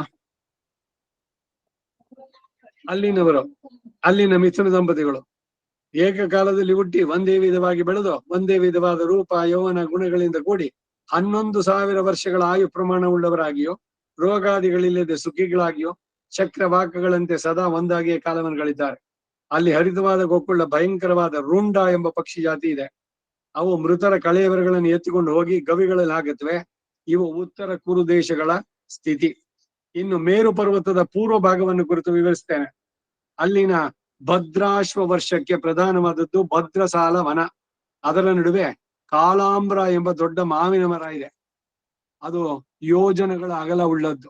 ಅದರಲ್ಲಿ ಯಾವಾಗಲೂ ಫಲಪುಷ್ಪಗಳು ತುಂಬಿವೆ. ಸಿದ್ಧ ಚಾರಣರು ಅದನ್ನು ಸೇವಿಸ್ತಾ ಇರ್ತಾರೆ. ಅಲ್ಲಿನ ಪುರುಷರು ಶ್ವೇತವರ್ಣದವರು, ಅಸಾಧಾರಣ ಬಲಪರಾಕ್ರಮಗಳಿಂದ ಕೂಡಿದವರು. ಸ್ತ್ರೀಯರು ಬಿಳಿ ನೈದಿಲಿಗೆ ಸಮಾನವಾದ ದೇಹಕಾಂತಿ ಉಳ್ಳವರಾಗಿ ಬಣ್ಣದಲ್ಲಿ ಕಾಂತಿಯಲ್ಲಿಯೂ ಶೀತಲತ್ವದಲ್ಲಿ ಚಂದ್ರ ಸಮಾನರಾಗಿ ಚಂದ್ರ ಸದೃಶ ಮುಖ ಉಳ್ಳವರಾಗಿದ್ದಾರೆ. ಅಲ್ಲಿನ ಸ್ತ್ರೀ ಪುರುಷರೆಲ್ಲರೂ ಕೂಡ ಕಾಲಾಂಬ್ರ ಎಂಬ ಆ ಮಾವಿನ ಮರದ ಹಣ್ಣುಗಳ ರಸವನ್ನ ಪಾನ ಮಾಡೋದ್ರಿಂದ ನಿತ್ಯ ಯೌವನ ಉಳ್ಳವರಾಗಿ ನೃತ್ಯ ಗೀತ ಕೌಶಲಗಳಲ್ಲಿ ಪ್ರಸಿದ್ಧರಾಗಿ 10,000 ವರ್ಷವರೆಗೆ ಅವರು ಜೀವಿಸ್ತಾರೆ. ನೀಲ ಪರ್ವತಕ್ಕೆ ದಕ್ಷಿಣದಲ್ಲಿಯೂ ನಿಷದಕ್ಕೆ ಉತ್ತರದಲ್ಲಿಯೂ ಸುದರ್ಶನ ಎಂಬ ಸನಾತನವಾದ ದೊಡ್ಡ ನೇರಳೆ ಮರ ಹೊಂದಿದೆ. ಜಂಬೂ ಫಲ ಅಂತ ಹೆಸರು ಅದಕ್ಕೆ. ಇದಕ್ಕೆ ಜಂಬೂ ದ್ವೀಪ ಅನ್ನೋದು ನಮ್ಮ ಇದಕ್ಕೆ ಹೆಸರು. ಜಂಬೂ ದ್ವೀಪೆ ಭರತ ವರ್ಷೆ ಭರತಖಂಡೆ ಶಕಾಬ್ದೆ ಮೇರೋಹೋ ದಕ್ಷಿಣೆ ಪಾರ್ಶ್ವೆ ಎಲ್ಲ ಅರ್ಥಪೂರ್ಣವಾಗಿದೆ ಒಂದೊಂದು ಕೂಡ. ಜಂಬೂ ದ್ವೀಪ ಅನ್ನೋದು ಹೆಂಗ್ ಬಂತು ಅನ್ನೋದು ಇಲ್ಲಿ. ಆ ನೇರಳೆ ಮರ ಅದರ ಎತ್ತರ 1,100 ಯೋಜನೆಗಳು. ಆ ವೃಕ್ಷ ಸರ್ವ ಕಾಮ ಫಲವನ್ನು ಕೊಡ್ತಕ್ಕದ್ದು. ಅದನ್ನ ಸಿದ್ಧರು ಚಾರಣರು ಸೇವಿಸ್ತಾರೆ. ಜಂಬೂ ದ್ವೀಪ ಎಂಬುದು ಈ ವೃಕ್ಷದ ಹೆಸರಿನಿಂದಲೇ ಬೆಳೆದು ಬಂದದ್ದು. ರಸವನ್ನು ಸುರಿಸುವ ಅದರ ಫಲಗಳು 1,115 ಮೊಳಗಳುಳ್ಳ ಪ್ರಮಾಣ ಉಳ್ಳದ್ದು. ಅವು ಮಹಾಧ್ವನಿಯೊಡನೆ ನೆಲಕ್ಕೆ ಬಿದ್ದು ಅವುಗಳಿಂದ ರಜತ ಸಮಾನವಾದ ರಸ ಹರಿಯುತ್ತೆ. ಆ ರಸವೆಲ್ಲ ನದಿಯಾಗಿ ಏರ್ಪಟ್ಟು ಮೇರು ಪರ್ವತವನ್ನು ಸುತ್ತಿಕೊಂಡು ಉತ್ತರ ಕುರುಭೂಮಿಗೆ ಹೋಗುತ್ತೆ. ಆ ಫಲರಸವನ್ನ ಪಾನ ಮಾಡಿದವರಿಗೆ ಹಸಿವು ಬಾಯಾರಿಕೆಗಳು ಮುದಿತನ ಬರುವುದಿಲ್ಲ. ಜೀರಿಯಾಟ್ರಿ. ಇಂದ್ರಗೋಪದಂತೆ ಬಣ್ಣವುಳ್ಳ ದೇವತೆಗಳಿಗೆ ಆಭರಣೋಪಯೋಗವಾದ ಬಂಗಾರವು ಜಾಂಬೂನದ ಎಂಬ ಹೆಸರಿನಿಂದ ಅಲ್ಲಿ ಜನಿಸಿದ್ದು. ಅಲ್ಲಿನ ಮನುಷ್ಯರು ಬಾಲಸೂರ್ಯನಂತೆ ಹೊಂಬಣ್ಣ ಉಳ್ಳವರಾಗಿ ಜನಿಸ್ತಾರೆ. ಅದರ ಹಿಂದೆ ಅನೇಕ ಪರ್ವತಗಳೊಡನೆ 11,000 ಯೋಜನೆ ಎತ್ತರವುಳ್ಳ ಮಾಲ್ಯವಂತ ಇರಿದೆ. ಅದರ ಶಿಖರದಲ್ಲಿ ಸಂವರ್ತಕ ಎಂಬ ಹೆಸರಿನ ಕಾಲಾಗ್ನಿ ಸದಾ ಉರಿತಾ ಇದೆ. ಒಂದೊಂದೇ ಹೆಸರುಗಳು ಬೇರೆ ಬೇರೆ ಇದಕ್ಕೆ ಬರುತ್ತೆ. ಮಾಲ್ಯವಂತ ರಾವಣನ ತಾತ, ಮಾಲಿ ಸುಮಾಲಿ ಮಾಲ್ಯವಂತ ಅಂತ ಅವರು. ಇದು ಮಾಲ್ಯವಂತ ಅನ್ನೋದು ಒಂದು ಪರ್ವತ ಶಿಖರ. ಬ್ರಹ್ಮಲೋಕವನ್ನು ಕಳೆದುಕೊಂಡ ಬ್ರಹ್ಮವಾದಿಗಳು ಅಲ್ಲಿ ಸೇರ್ತಾರೆ. ಅವರು ಸುವರ್ಣದಂತಿರುವ ದೇಹಕಾಂತಿಯಿಂದ ಹುಟ್ಟುತ್ತಾರೆ. ಎಲ್ಲರೂ ಊರ್ಧ್ವರೇತ ಸುಳ್ಳವರಾಗಿ ಭೂತ ರಕ್ಷಣ ನಿಮಿತ್ತವಾಗಿ ತಪವನ್ನು ಆಚರಿಸಿ ಸೂರ್ಯಮಂಡಲವನ್ನು ಪ್ರವೇಶಿಸ್ತಾರೆ. 66,000 ಸಂಖ್ಯೆ ಉಳ್ಳವರ ಅವರು ಸೂರ್ಯನನ್ನು ಸುತ್ತಿ ಅರುಣನ ಮುಂಭಾಗದಲ್ಲಿ ಹೋಗ್ತಾ ಇದ್ದಾರೆ. ಹೀಗೆ ಅವರು 60,000 ವರ್ಷಗಳವರೆಗೆ ಸೂರ್ಯನ ತಾಪದಿಂದ ತಪ್ತರಾಗಿ ಕೊನೆಗೆ ಚಂದ್ರಮಂಡಲವನ್ನು ಸೇರ್ತಾರೆ. ಬ್ರಹ್ಮ ಪದವಿ ಪಡೆದವರು ಇಲ್ಲಿ ತಪಸ್ಸು ಮಾಡಿ ಸಿದ್ಧಿಯನ್ನು ಮಾಡುದು ಚತುರ್ಮುಖ ಬ್ರಹ್ಮನ ಪದವಿ ಪಡಿತಾರೆ. ತವದಾಸ್ಯ ಸುಖೈಕ ಸಂಗೀನಾಂ ಭವನೇಶ್ಚಸ್ತ್ವಪಿ ಕೀಟ ಜನ್ಮಮೇ ಇತರಾವಸತೇಶು ಮಾತ್ಮಭೂಹ ಅಪಿ ಮೇ ಜನ್ಮ ಚತುರ್ಮುಖಾತ್ಮನ ಅಂದ್ರು ಸುದರ್ಶನ. ಅಯ್ಯೋ ಸ್ತೋತ್ರ ರತ್ನದಲ್ಲಿ. ನಿನ್ನ ಭಕ್ತರ ಒಡನಾಟ ಕೊಡೋದಾದ್ರೆ ನಾನೊಂದು ಕೀಟ ಮಾಡ್ಕೊಡು, ಒಂದು ಸೊಳ್ಳೆನೋ ಯಾವ್ದೋ ಒಂದು ಜಿರ್ಲೆನೋ ಯಾವ್ದೋ ಒಂದು, ಒಟ್ನಲ್ಲಿ ಸತ್ಸಂಗ ಅವರ ಚಿಂತನೆ ಇದನ್ನ ನಾನು ಕೇಳಬೇಕು. ನಿನ್ನ ನಾಮ ಸಂಕೀರ್ತನೆ. ತವ ದಾಸ್ಯ ಸುಖೈಕ ಸಂಗೀನ ಭವನೇಶ್ಚಸ್ತ್ವಪಿ ಕೀಟ ಜನ್ಮಮೆ. ಅದು ಬಿಟ್ಟು ನೀನು ಇತರಾವಸತೇಶು ಮಾತ್ಮಭು ಅಪಿ ಮೇ ಜನ್ಮ ಚತುರ್ಮುಖಾತ್ಮ. ಒಂದ್ ವೇಳೆ ಚತುರ್ಮುಖ ಬ್ರಹ್ಮನನ್ನೇ ಮಾಡ್ತೀನಿ ಅವ್ನು ನಿನ್ನನ್ನ ಅಂತಂದ್ರೆ ಬೇಡ ನನಗೆ ಅಂತಾರ ಅವರು. ಯಾಕೆ ಅಂದ್ರೆ ಆಗಿ ಹೋದಂತ ಬ್ರಹ್ಮರು ಎಷ್ಟು ಜನ ಅಂದ್ರೆ ಒಂದು ಬಗ್ಸೆ ಇದಾನೆ, ಬರೀ ಹೇಳಿದ್ದೇನೆ, ಒಂದು ಬಗ್ಸೆ ಮರಳಿನ ಕಣಗಳು. ಕೈನಲ್ಲಿ ಒಂದು ಬಗ್ಸೆ ಮರಳು ತಗೊಳ್ಳಿ, ಅದ್ರಲ್ಲಿ ಎಷ್ಟು ಮರಳಿನ ಕಣಗಳಿದೆ ಎಣ್ಸೋಕ್ ಸಾಧ್ಯನಾ? ಮರಳಿನ ಕಣಗಳನ್ನ ಎಣ್ಸೋಕ್ ಸಾಧ್ಯನಾ? ಆಗತ್ತೆ ಬೇಕಾದ್ರೆ. ಈಗಿನಂತೆ ಸ್ವಲ್ಪ ದೊಡ್ಡ ಪವರ್ಫುಲ್ ಲೆನ್ಸ್ ಇಟ್ಕೊಂಡು ಒಂದೊಂದೇ ಸಣ್ಣ ನೀಡಲ್ ತಗೊಂಡು ಒಂದೊಂದನ್ನೇ ತಳ್ತಾ ಬನ್ನಿ, ಒಂದು ಬಗ್ಸೆ ಅದು 8 ದಿವಸ ತಗೋತ್ತೆ ಅಂತ ಗೊತ್ತಿಲ್ಲ, ಅಂತೂ ಎಣಿಸ್ಬೋದು. ಅದನ್ನಾದ್ರೂ ಎಣಿಸ್ಬೋದು. ಆದ್ರೆ ಆಗಿ ಹೋಗಿರುವ ಬ್ರಹ್ಮನ ಹೆಸರುಗಳಲ್ಲಿ ಲಿಸ್ಟ್ ಅನ್ನ ಹೇಳಲಿಕ್ಕೆ ಆಗೋಲ್ಲ ಅಂತಾರೆ. ಎಷ್ಟು ಜನ ಬ್ರಹ್ಮರ ಆಗೋದ್ರು ಅಂದ್ರೆ ಒಂದು ಬೊಗಸೆ ಮರಳಿನ ಕಣಗಳನ್ನೇ ಎಣ್ಸೋಕ್ಕಾಗಲ್ಲ ಅಂದ್ರೆ ಆಗಿ ಹೋದಂತ ಬ್ರಹ್ಮಂದ್ರು ಅದಕ್ಕಿಂತ ಅನೇಕರಾಗೋಗಿದ್ದಾರೆ ಅಂತ. ಹಾಗೆ ಅವರವರ ಆಯಾಯ ಕಲ್ಪಗಳಲ್ಲಿ ಬ್ರಹ್ಮನಾಗಿದ್ದು ಮುಂದಕ್ಕೆ ಅಲ್ಲಿಂದ ಬೀಳ್ತಾರ ಕೆಳಗೆ, ಅವರುಗಳ ಈ ಜಾಗದಲ್ಲಿ ಇರೋದು ಅಂತ ಹೇಳ್ತಾ ಇದ್ದಾರೆ ಇಲ್ಲಿ. ಬ್ರಹ್ಮಲೋಕವನ್ನು ಕಳೆದುಕೊಂಡಂತ ಬ್ರಹ್ಮವಾದೀನ್ಸ್ ಅವರು, ಇವರೆಲ್ಲ ಸೂರ್ಯನ ರಥ ಇದೆಯಲ್ಲ ಏಕಚಕ್ರ, ಅದು ಸಂವತ್ಸರಂ, ಅದು ದೌವ ಮಾಸೋ, ಅದಕ್ಕೆ 12 ದ್ವಾದಶ ಇದು ಮಾಸಗಳೇನೆ ಅದಕ್ಕೆ ಇರುವಂತದ್ದು ಸ್ಪೋಕ್ಸ್ಗಳು, ಋತುಗಳು, ಇವೆಲ್ಲ ಅದಕ್ಕೆ ಹೋಲಿಸ್ತಾರೆ. ಅದನ್ನ ಅರುಣ, ಆ ಚಕ್ರವನ್ನ ನಡೆಸುವಂತ ಸೂರ್ಯ ರಥವನ್ನ, ಆ ಅರುಣನ ಮುಂದೆ ಇವರೆಲ್ಲ ಸೂರ್ಯ ಮಂಡಲದ ಜೊತೆ ಸೇರಿ ಸುತ್ತಾ ಇರ್ತಾರಂತೆ 60,000 ವರ್ಷದವರೆಗೆ. ಆಮೇಲೆ ಚಂದ್ರಮಂಡಲಕ್ಕೆ ಹೋಗ್ತಾರೆ ಅವರು. ಇಲ್ಲಿಗೆ 7ನೇ ಅಧ್ಯಾಯ ಅಷ್ಟಮೈಷಿ ಸಮೇತ ಶ್ರೀ ಕೃಷ್ಣಾಯ ಪರಬ್ರಹ್ಮಣೇ ನಮಃ. 8ನೇ ಅಧ್ಯಾಯ ಮೇರುವಿನ ಉತ್ತರಕ್ಕೆ ಇರುವಂತ ಖಂಡತ್ರಯಗಳ ವರ್ಣನೆ. ಧೃತರಾಷ್ಟ್ರ ಹೇಳ್ತಾ ಇದ್ದಾನೆ, ಅಷ್ಟಮೈ ಸಮೇತ ಶ್ರೀ ಕೃಷ್ಣಾಯ ಪರಬ್ರಹ್ಮಣೇ ನಮಃ. ಏ ಸಂಜಯ, ವರ್ಷಗಳು, ಪರ್ವತಗಳು, ಪರ್ವತವಾಸಿಗಳು, ಈ ಹೆಸರುಗಳನ್ನೆಲ್ಲ ನನಗೆ ತಿಳಿಸ್ಬೇಕು ಎಂದ. ಅದಕ್ಕೆ ಸಂಜಯನು, ಶ್ವೇತ ಪರ್ವತಕ್ಕೆ ದಕ್ಷಿಣದಲ್ಲಿ, ನಿಷದ ಪರ್ವತಕ್ಕೆ ಉತ್ತರದಲ್ಲಿಯೋ ರಮಣಕ ಎಂಬ ವರ್ಷ ಇದೆ. ಅಲ್ಲಿ ಶುದ್ಧ ವೈಷ್ಣವ ಕುಲದವರು, ಪ್ರಿಯ ದರ್ಶನವುಳ್ಳವರು, ಶತ್ರು ರಹಿತರು ಆದಂತ ಜನರಿದ್ದಾರೆ. ಅವರೆಲ್ಲರಿಗೂ ಕೂಡ 11,500 ವರ್ಷಗಳ ಆಯು ಪ್ರಮಾಣ ಉಂಟು. ಇಲ್ಲಿ ಮನುಷ್ಯರಿಗೆ 100 ವರ್ಷ, ಈಗ 100 ವರ್ಷ ಬದುಕೋರು ಅಪರೂಪ, ಹೋಗ್ತಾ ಹೋಗ್ತಾ ಕಡಿಮೆ ಆಗತ್ತೆ. 11,500 ವರ್ಷ ಅವರಲ್ಲ ಲೈಫ್ ಸ್ಪ್ಯಾನ್ ಅಂತ ಹೇಳೋದು.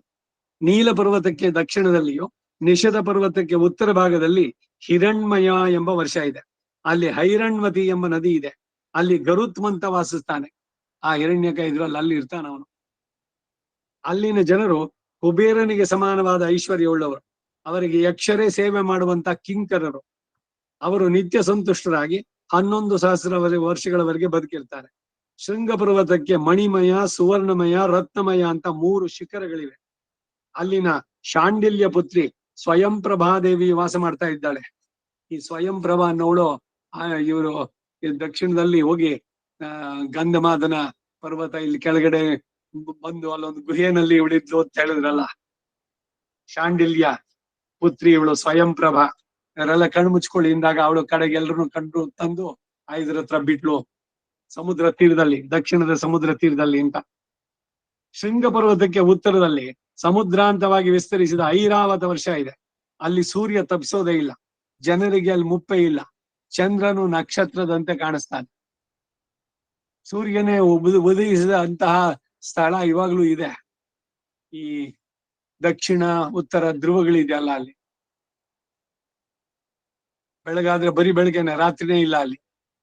ಈ ತರದ್ದೆಲ್ಲ ಅಲ್ಲಿ ದೇವಲೋಕದಿಂದ ಚ್ಯುತರಾಗಿ ಬಂದಂತ ಜನರು ಪದ್ಮಕಾಂತಿ, ಪದ್ಮವರ್ಣ, ಪದ್ಮನಯನ, ಪದ್ಮಗಂಧ ಉಳ್ಳವರಾಗಿ ಹುಟ್ಟಿ ನಿರಾಹಾರಿಗಳು, ಜಿತೇಂದ್ರಿಯರು ಆಗಿ 13,000 ವರ್ಷ ಜೀವಿಸ್ತಾರೆ. ಅವರಿಗೆ ಮೈಯಲ್ಲಿ ಬೆವರಿಲ್ಲದೆ ಸದಾ ಸುಗಂಧಯುಕ್ತವಾಗಿರ್ತಾರೆ. ಅವರು ರಜೋಗುಣ ಇಲ್ಲದವರು. ಕ್ಷೀರ ಸಮುದ್ರಕ್ಕೆ ಉತ್ತರ ಭಾಗದಲ್ಲಿ ಸುವರ್ಣಮಯವಾದ ಒಂದು ಶಕಟ ಇದೆ, ಗಾಡಿ ಶಕಟ. ಅದು ಮನೋವೇಗ ಉಳ್ಳದ್ದು. ಅದಕ್ಕೆ 8 ಚಕ್ರಗಳು. ಅಗ್ನಿವರ್ಣವುಳ್ಳ ಆ ಸುವರ್ಣ ಶಕಟದಲ್ಲಿ ಸರ್ವಭೂತೇಶ್ವರನೋ, ಸರ್ವವ್ಯಾಪಿಯೋ, ಸರ್ವ ಸ್ವತಂತ್ರನೋ, ಪಂಚಭೂತಗಳ ಸಂಕೋಚ ವಿಕಾಸಗಳನ್ನು ಮಾಡತಕ್ಕಂತಹ ಮಹಾವಿಷ್ಣು ನೆಲೆಸಿದ್ದಾನೆ. ವಿಷ್ಣು ಲೋಕ ಅಂತ ಇದು. ಸಮಸ್ತ ಪ್ರಾಣಿಗಳಿಗೂ ಅನುಷ್ಠಿಸಲ್ಪಡತಂತ ಯಜ್ಞವೋ ಅವನೇ. ಅಹಂ ಭೋಕ್ತಾ ಚ ಪ್ರಭುರೇವ ಚ ಅಂತ ಹೇಳ್ಕೊಂಡು ಅವನು ವಿಷ್ಣು ಆತನೇ. ಅಗ್ನಿಯು ಆತನ ಮುಖ. ಆಮೇಲೆ ಧೃತರಾಷ್ಟ್ರನು ತನ್ನ ಪುತ್ರ ವಿಷಯವಾಗಿ ಆಲೋಚಿಸಿ, ಏ ಸಂಜಯ, ಈ ಲೋಕವೆಲ್ಲ ಕಾಲವಶವಾಗಿರೋದು, ಆ ಕಾಲವೇ ಜಗತ್ತನ್ನು ಉಪಸಂಹರಿಸುವಂತಹದ್ದು, ಅದೇ ತಿರುಗಿ ಸೃಷ್ಟಿಸುವಂತಹದ್ದು. ಯಾವುದು ಸ್ಥಿರವಿಲ್ಲ. ಜೀವಾತ್ಮನು ಪರಮಾತ್ಮ ಎನಿಸಿದ ಸರ್ವಜ್ಞನಾದ ನಾರಾಯಣನು ಇವರಿಬ್ಬರು ನಿತ್ಯರು. ಅವನನ್ನ ದೇವತೆಗಳು ವೈಕುಂಠ ಎನ್ನುತ್ತಾರೆ, ವೇದಗಳು ಅವನನ್ನ ವಿಷ್ಣು ಎನ್ನುತ್ತಾರೆ. ಇಲ್ಲಿಗೆ 8ನೇ ಅಧ್ಯಾಯ. ಅಷ್ಟಮೈಷಿ ಸಮೇತ ಶ್ರೀ ಕೃಷ್ಣಾಯ ಪರಬ್ರಹ್ಮಣೇ ನಮಃ. ಈ ಜಿತಂತ ಸ್ತೋತ್ರ ಇದೆಯಲ್ಲ, ಅದನ್ನ ಬರೆದವರು ಶ್ವೇತ ದ್ವೀಪವಾಸಿಗಳು ಅಂತ. ಶ್ವೇತ ದ್ವೀಪ ಆ ಕ್ಷೀರಾಬ್ದಿ ಇದೆಯಲ್ಲ, ಅದ್ರ ಪಕ್ಕದಲ್ಲಿ ಬರುವಂತದ್ದು. ಅದೆಲ್ಲ ನಮಗ್ ಕಾಣಿಸೋಲ್ಲ. ವೈಕುಂಠ ಒಂದು, ಇನ್ನೊಂದು ಈ ಕ್ಷೀರಾಬ್ದಿನಾಥ ಅನಿರುದ್ಧ ರೂಪಿಯಾಗಿ ಅವನು ಇವನನ್ನ ಆದಿಶೇಷನ ಮೇಲೆ ಮಲಗಿದ್ದಾನಲ್ಲ ಕ್ಷೀರಾಬ್ದಿನಲ್ಲಿ. ಇವರನ್ನ ಈ ಶರೀರದೊಂದಿಗೆ ನೋಡಕ್ಕಾಗಲ್ಲ. ಮುಂದಕ್ಕೆ ಹೋಗೋಣ. 9ನೇ ಅಧ್ಯಾಯ. ಅಷ್ಟಮೈಷಿ ಸಮೇತ ಶ್ರೀ ಕೃಷ್ಣಾಯ ಪರಬ್ರಹ್ಮಣೇ ನಮಃ. ಭರತ ವರ್ಷದೊಳಗಿನ ದೇಶ, ನದಿ, ನದ, ಪರ್ವತಾದಿಗಳ ವರ್ಣನೆ.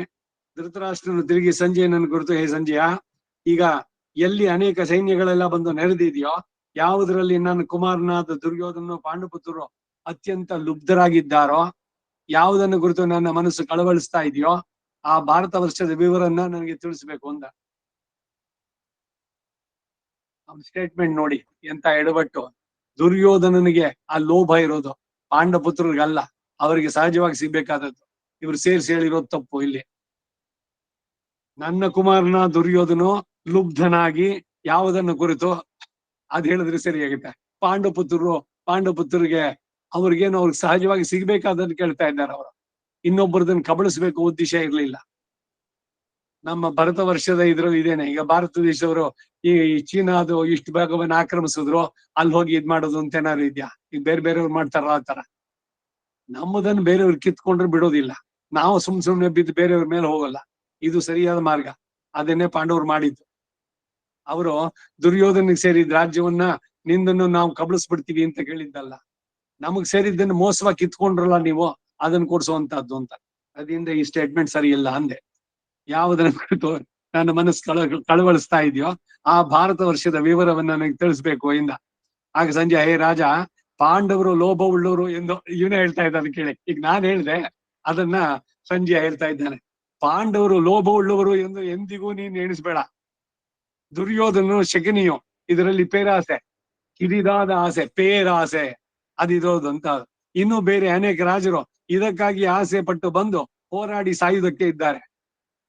ಇನ್ನು ಹರಿ ಟು ಡೈ, ಸಾಯೋದಕ್ಕೆ ಬಯಸಿ ಓಡ್ ಬಂದವರು. ಇದು ಕೇಳಿದ್ನಲ್ಲ, ಸಿಗ್ನಲ್ ನಲ್ಲಿ ನಿಂತ್ಕೊಂಡು ಮೋಟರ್ ಬೈಕ್ ನ ಗರ್ ಅನ್ನಿಸ್ಕೊಂಡು ಅದು ಹಳದಿ ಬಣ್ಣ ಬರೋಕ್ಕಿಲ್ಲ ನುಗ್ಬಿಡೋದು. ಅವನಿಗೆ ಆಪೋಸಿಟ್ ನಲ್ಲಿ ಮುಗ್ದೋಗುತ್ತಲ್ಲ, ಅಷ್ಟ್ರಲ್ಲಿ ನಾನು ನುಸಿದು ಬಿಡ್ಬೇಕಿತ್ತು. ಅವನೂ ಫಾಸ್ಟ್ ಆಗಿ ಬರ್ತಾನೆ, ಇವನೂ ಫಾಸ್ಟ್ ಆಗಿ ಬಂದು ಇಬ್ರು ಹೊಡೆದು ಅಲ್ಲಿ ನೆಗೆದು ಬೀಳ್ತಾರೆ. ಅದು ಇನ್ ಹರಿ ಟು ಡೈ ಅಂತ, ಸಾಯೋದಕ್ಕೆ ಅರ್ಜೆಂಟ್ ಇವ್ರುಗಳಿಗೆ. ಆ ರೀತಿ ಇಲ್ಲಿ ಇನ್ನೂ ಅನೇಕ ರಾಜರು. ಈ ಶಲ್ಯನಿಗೂ ಆ ಬುದ್ಧಿ ಇತ್ತು, ಅದಕ್ಕೆ ಅವನ ಆ ಕಡೆ ಸೇರ್ದ. ಬರ್ಬೇಕಾದ್ರೆ ಅವನ್ ಯಾಕೆ ಆ ಕಡೆಗೆ ಸೇರೋಂಗ ಆಯ್ತು ಅಂತಂದ್ರೆ, ಈ ಪಾಂಡವರು ಜಯಿಸ್ಬಿಟ್ರೆ ಮುಂದಕ್ಕೆ, ಆಮೇಲೆ ಮಾಮ ನಾವೆಲ್ಲ ಗೆದ್ದಿದೀವಿ, ನೀನೇ ದೊಡ್ಡವನು, ಅದರಿಂದ ನೀನೇ ಇಟ್ಕೊಂಡ್ಬಿಡು, ನೀನೇ ರಾಜನಾಗ್ಬಿಡು, ನಾವೆಲ್ಲ ನಿನ್ನ ಕಿಂಕರಾಗಿರ್ಬಿಡ್ತೀವಿ ಅಂತ ಬಯಸ್ಕೊಂಡು ಆ ರೀತಿ ಬಂದವನು ಶಲ್ಯ. ಅವನನ್ನ ಅವನು ಮೋಸದಿಂದ ಅಲ್ಲಿ ಸೇರಿಸ್ಕೊಂಡ ದುರ್ಯೋಧನ. ಹೀಗೆ ಅನೇಕ ರಾಜರು ಇದಕ್ಕಾಗಿ ಆಸೆ ಪಟ್ಟು ಬಂದು ಹೋರಾಡಿ ಸಾಯ್ತಾ ಇದ್ದಾರೆ. ಈಗ ಮಾತ್ರವಲ್ಲ, ಈ ಭಾರತ ವರ್ಷಕ್ಕಾಗಿ ಹಿಂದೆ ದೇವೇಂದ್ರನು, ವೈವಸ್ವತ ಮನು, ವೇನಪುತ್ರನಾದ ಪೃಥು, ಇಕ್ಷ್ವಾಕು, ಯಯಾತಿ, ಅಂಬರೀಷ, ಮುಚುಗುಂದ, ಮಾಂಧಾತೃ, ಉಶೀನರ ಪುತ್ರನಾದ ಶಿಬಿ, ನಹುಷ, ಋಷಭ, ಐಲ, ನೃಗ ಅಂತ ಒಬ್ಬ ರಾಜ, ಓತಿಗೆ ತಾಗೋದ ಅವನು ದಾನದಲ್ಲಿ ಒಂದು ಇದಾಗಿದ್ದಕ್ಕೆ. ಕುಶಿಕ, ಗಾಧಿ, ಸೋಮಕ, ದಿಲೀಪ ಮುಂತಾದ ಹಲವು ಮಂದಿ ರಾಜರು ಕೂಡ ಆಸೆ ಪಟ್ಟಿದ್ದೇನೆ. ಎಲ್ಲರಿಗೂ ಪ್ರಿಯವಾದ ಈ ಭಾರತ ವರ್ಷದ ವಿವರವನ್ನ ಯಥಾವತ್ತಾಗಿ ನಿನಗೆ ತಿಳಿಸ್ತೇನೆ, ಸಾವಧಾನವಾಗಿ ಕೇಳು, ಅಟೆಂಟಿವ್ ಆಗಿ ಕೇಳು ಅಂತ. ಸಾವಧಾನ, ತೂಕಿಡಿಸ್ಬೇಡಿ. ಧೃತರಾಷ್ಟ್ರ ಕತೆ ಕೇಳೋಕೆ ಅಂತ ಕೂತ್ಕೊಳ್ಳೋದು. ಅಪ್ಪ ಎನ್ನಾಚಲ್ ಕೇಳಿದ್ದ, ಮಹೇಂದ್ರ, ಮಲಯ, ಸಖ್ಯ, ಶುಕ್ತಿಮಂತ, ಗಂಧಮಾದನ, ವಿಂಧ್ಯ, ಪಾರಿಯಾತ್ರ ಎಂಬ ಈ 7 ಇಲ್ಲಿನ ಕುಲಪರ್ವತಗಳು. ಪ್ರತಿ ಒಂದೊಂದು ವರ್ಷದಲ್ಲೂ ಕೂಡ 7 ಪರ್ವತಗಳಿದೆ, 7 ನದಿಗಳಿದೆ. ಆಮೇಲೆ ಆ ದೇಶಗಳು, ಅಲ್ಲಿರುವಂತ ಜನ, 4 ವರ್ಣಗಳು. ಎಲ್ಲಾ ಕಡೆನೂ ಬ್ರಾಹ್ಮಣ ಕ್ಷತ್ರಿಯ ವೈಶ್ಯ ಶೂದ್ರನೇ ಇಲ್ಲ. ಬೇಕೇ ಡೀಟೇಲ್ಸ್ ಬೇಕು ಅಂದ್ರೆ ಭಾಗವತ ಓದಿ. 5ನೇ ಸ್ಕಂದದಲ್ಲಿ 5-6ನೇದೆ ಅಂತ ಅನ್ಸುತ್ತೆ ಚಾಪ್ಟರ್. 5-6ನೇ ಅಧ್ಯಾಯದಲ್ಲಿ ಇವೆಲ್ಲ ಬರುತ್ತೆ, ವರ್ಣನೆ ಎಲ್ಲ. ಒಬ್ಬೊಬ್ರಿಗೂ ಅಲ್ಲಿ ಬೇರೆ ಬೇರೆ ಹೆಸರುಗಳಿದೆ ಅಂತ. ಹಿಂದೆ ಯಾರೋ ಒಬ್ರು ಮಾನಿಯರ ಜೊತೆ ಈಗ ಮಾತಾಡ್ಬೇಕಾದ್ರೆ ಏನು ಬರೀ ಇಂಡಿಯಾದಲ್ಲಿ ಇರುವಂತದ್ದು ಬ್ರಾಹ್ಮಣ ಕ್ಷತ್ರಿಯ ಇದೆಲ್ಲ ಆಫ್ರಿಕಾನೋ ಆಸ್ಟ್ರೇಲಿಯಾನೋ ಅಲ್ಲಿ ಇಲ್ಲಿ ಇದೆಯೋ ಅಂತಂದ್ರೆ ಭಾಗವತ ಓದಿಲ್ಲ ಅವ್ರಷ್ಟೇ. ಅಲ್ಲಿನವರನ್ನ ಬ್ರಾಹ್ಮಣ ಕ್ಷತ್ರಿಯ ಅಂತ ಹೇಳದೇ ಇದ್ರು ಕೂಡ ಎಲ್ಲಾ ಕಡೆನಲ್ಲೂ ಈ 4 ಇದೆ. ಅವರವರ ಹುಟ್ಟಿನ ಸಂಸ್ಕಾರದ ಮೇಲೆ ಬರುವಂತದ್ದು. ಹೆಸರುಗಳು ಬೇರೆ ಬೇರೆ ಇದೆ, ಬೇಕು ಅಂದ್ರೆ ನೋಡಿ ಭಾಗವತದಲ್ಲಿ ಇದೆ. ಈಗ ತಾನೇ ನಾನ್ ನಿತ್ಯ ಪಾರಾಯಣದಲ್ಲಿ ಅದು ಮುಗಿಸಿದ್ದು ಇದೆ ಅದರಲ್ಲಿ. ಕುಲಪರ್ವತಗಳು 7. ಅವುಗಳ ಸಮೀಪದಲ್ಲಿ ಲೆಕ್ಕಕ್ಕೆ ಬರದ ಮತ್ತು ಸಾರವತ್ತಾದ ಇನ್ನೂ ಸಾವಿರಾರು ದೊಡ್ಡ ಪರ್ವತಗಳಿವೆ. ಅವುಗಳ ಪಕ್ಕದಲ್ಲಿ ಗುಜ್ಜಾರಿಗಳಿಗೆ ಆಶ್ರವಾಗಿರೋ ಇನ್ನೂ ಸಣ್ಣ ಸಣ್ಣ ಗುಡ್ಡಗಳು ಉಂಟು. ಇವುಗಳೊಳಗೆಲ್ಲ ಆರ್ಯರು, ಮ್ಲೇಚ್ಛರು, ಮಿಶ್ರರು ಎಂಬ 3 ಜಾತಿ ಮನುಷ್ಯರು ವಾಸ ಮಾಡ್ತಾರೆ.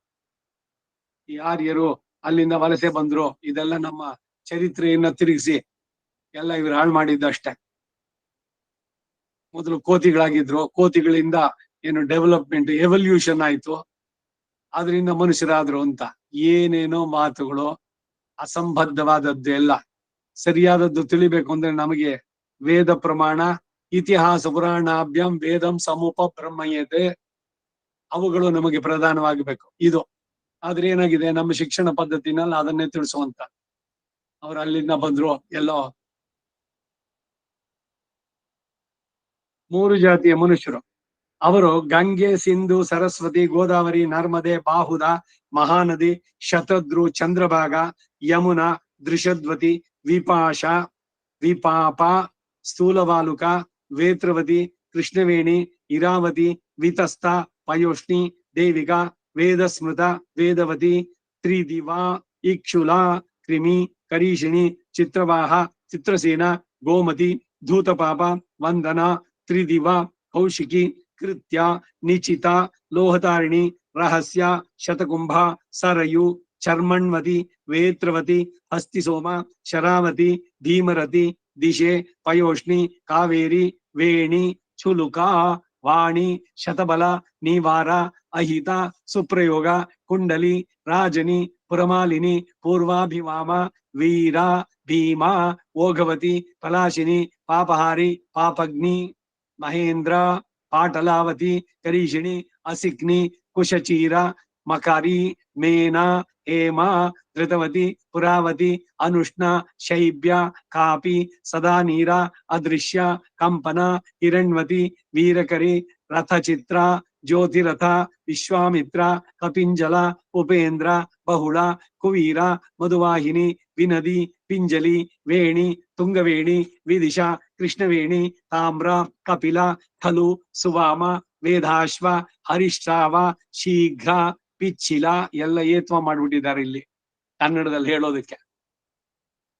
ಭಾರದ್ವಾಜ, ಕೌಶಿ, ಶೋಣ, ಬಾಹುದ, ಚಂದ್ರಮ, ದುರ್ಗ, ಚಿತ್ರಶಿಲ, ಬ್ರಹ್ಮವೇದ್ಯ, ಬೃಹದ್ವತಿ, ಯವಕ್ಷ, ರೋಹಿ, ಜಾಂಬೂ ನದಿ, ಸುನಾಸ, ತಮಸ, ದಾಸಿ, ವಸ, ವಾರಾಣಸಿ, ಮಾಲ, ಧೃತಮತಿ, ಪೂರ್ಣಾಶ, ತಾಮಸಿ, ವೃಷಭ, ಬ್ರಹ್ಮಮೇದ್ಯ, ಬೃಹದ್ಗನಿ, ಸದಾ ನಿಯಾಮಯ, ಕೃಷ್ಣ, ಮಂದಗ, ಬ್ರಹ್ಮಾಣಿ, ಮಹಾಗೌರಿ, ಚಿತ್ರೋಪಾಲ, ಚಿತ್ರರಥ, ಮಂದಾಕಿನಿ, ವೈತರಣಿ, ಕೋಶ, ಶುಕ್ತಿ, ಮುಕ್ತಿ, ಅನಂಗಾಲೋಹಿತ, ಕರತೋಯ, ಕುಮಾರ, ಋಷಿಕುಲ್ಯ, ಮಾರಿಷ, ವೃಷಸ ಎಂಬ ಮುಖ್ಯ ನದಿಗಳು. ಹಿರಣ್ಯಶೃಂಗಂ ವರುಣಂ ಪ್ರಪದ್ಯೆ ತೀರ್ಥಂ ಮೇ ದೇಹಿ ಯಾಚಿತಃ, ಅಗಮರ್ಷಣ ಸೂಕ್ತದಲ್ಲಿ. ಇಮಮ್ಮೆ ಗಂಗೆ ವರುಣೆ ಶುತುದ್ರಿ ಸ್ತೋಮಗಂ ಸಜದ ಪರಿಷ್ಣಿಯ ಅಸಿಗ್ನಿಯ ಮರುದ್ವದ ವಿತಸ್ತ ಯಾರ್ಜೀಕೀಯೇ ಸುಶೋಭಯ, ಅಲ್ಲೂ ನದಿಗಳ ಹೆಸರುಗಳೆಲ್ಲ ಬರುತ್ತೆ ನೋಡಿ. ಇಲ್ಲಿ ಪೂರ್ಣವಾಗಿ ವಿವರವಾಗಿ ಬರುತ್ತೆ. ಎಲ್ಲ ನದಿಗಳು ಭಾರತದಲ್ಲಿರುವಂತ. ವಿಪಾಶ ಅಂತಂದ್ರೆ ವಸಿಷ್ಠ ತನ್ನ ಮಕ್ಕಳ ಸತ್ತೋದ್ರು ಅಂತ ಅವನು ಸೂಯಿಸೈಡ್ ಮಾಡ್ಕೊಳಕ್ಕೆ ಅಂತ ಹೋಗಿ ನೀರಿನಲ್ಲಿ ಬೀಳ್ತಾನೆ. ಅವನು ಎಲ್ಲ ಕೈ ಕಾಲೆಲ್ಲ ಕಟ್ಟಿಸ್ಕೊಂಡ. ಆ ನೀರ್ನಲ್ಲಿ ಬಿದ್ದಾಗ ಎಲ್ಲ ಬಂಧುಗಳು ತಾನಾಗಿ ಹೋಗ್ತಾವ. ಪಾಶಿಗಳೆಲ್ಲ ಬಿಡಿಸಿದ್ದಕ್ಕೆ ವಿಪಾಶ ಅಂತ ಹೆಸರು. ಆ ವಿಪಾಶ ಹೆಸರು ಕೊಟ್ಟು ಇಟ್ಕೊಂಡವಳು ಒಬ್ಳು ಯಾರೋ ಇವಳಿದ್ದು ಸಿನಿಮಾ ನಟಿ ವಿಪಾಶಾ ಬಸು ಅಂತ, ಬೆಂಗಾಲಿ, ಕಲ್ಕಟ್ಟ ಇದ್ರು ಬೆಂಗಾಲಿ ನೋಡು. ವಿಪಾಶ ಅನ್ನೋದು ನದಿ ಹೆಸರು. ಹೀಗೆ ಅದೃಶ್ಯಗಳಾದ ಬೇರೆ ಸಾವಿರಾರು ನದಿಗಳಿವೆ. ಇವುಗಳ ನೀರನ್ನು ಅವರು ಪಾನ ಮಾಡ್ತಾ ಇದ್ದಾರೆ. ರಾಮನ ಪಟ್ಟಾಭಿಷೇಕ ಸಮಯದಲ್ಲಿ ಎಲ್ಲ ನದಿಗಳಿಂದ, ಪುಣ್ಯ ನದಿಗಳಿಂದ ನೀರನ್ನು ತರಿಸಿ ಅವನಿಗೆ ಅಭಿಷೇಕ ಮಾಡಿದ್ರು. 4 ಸಮುದ್ರಗಳಿಂದ. ಅದ್ರ ಜೊತೆಗೆ ಇವೆಲ್ಲ ಸುಗ್ರೀವ ಒಬ್ಬೊಬ್ಬರು ಎಲ್ಲ ಶೀಘ್ರವಾಗಿ ಹೋಗುವಂತ ಕಪಿಗಳನ್ನ ಒಂದೊಂದು ದಿಕ್ಕಗಳಿಗೆ ಕಳಿಸಿ ಸಮುದ್ರಗಳಿಂದ ತರಿಸಿ, ನಲ ನೀಲ ಅವರುಗಳೆಲ್ಲ, ಮಿಕ್ಕವರೆಲ್ಲ ಹೋಗಿ ಪುಣ್ಯ ನದಿಗಳಿಂದ ನೀರನ್ನು ತರ್ತಾರೆ ಪಟ್ಟಾಭಿಷೇಕದಲ್ಲಿ. ಈ ನದಿಗಳಿಗೆಲ್ಲ ಲೋಕಕ್ಕೆ ತಾಯಿ ಅಂತಿವೆ. ಎಲ್ಲವೂ ಮಹಾ ಫಲಪ್ರದಗಳು. ಹೇ ಮಹಾರಾಜ, ನನ್ನ ಸ್ಮರಣೆಗೆ ಬಂದಷ್ಟು ಮಟ್ಟಿಗೆ ನದಿಗಳನ್ನು ಕುರಿತು ವಿವರಿಸಿದೆ. ಇನ್ನು ದೇಶಗಳ ಹೆಸರನ್ನು ಹೇಳ್ತೇನೆ ಕೇಳು.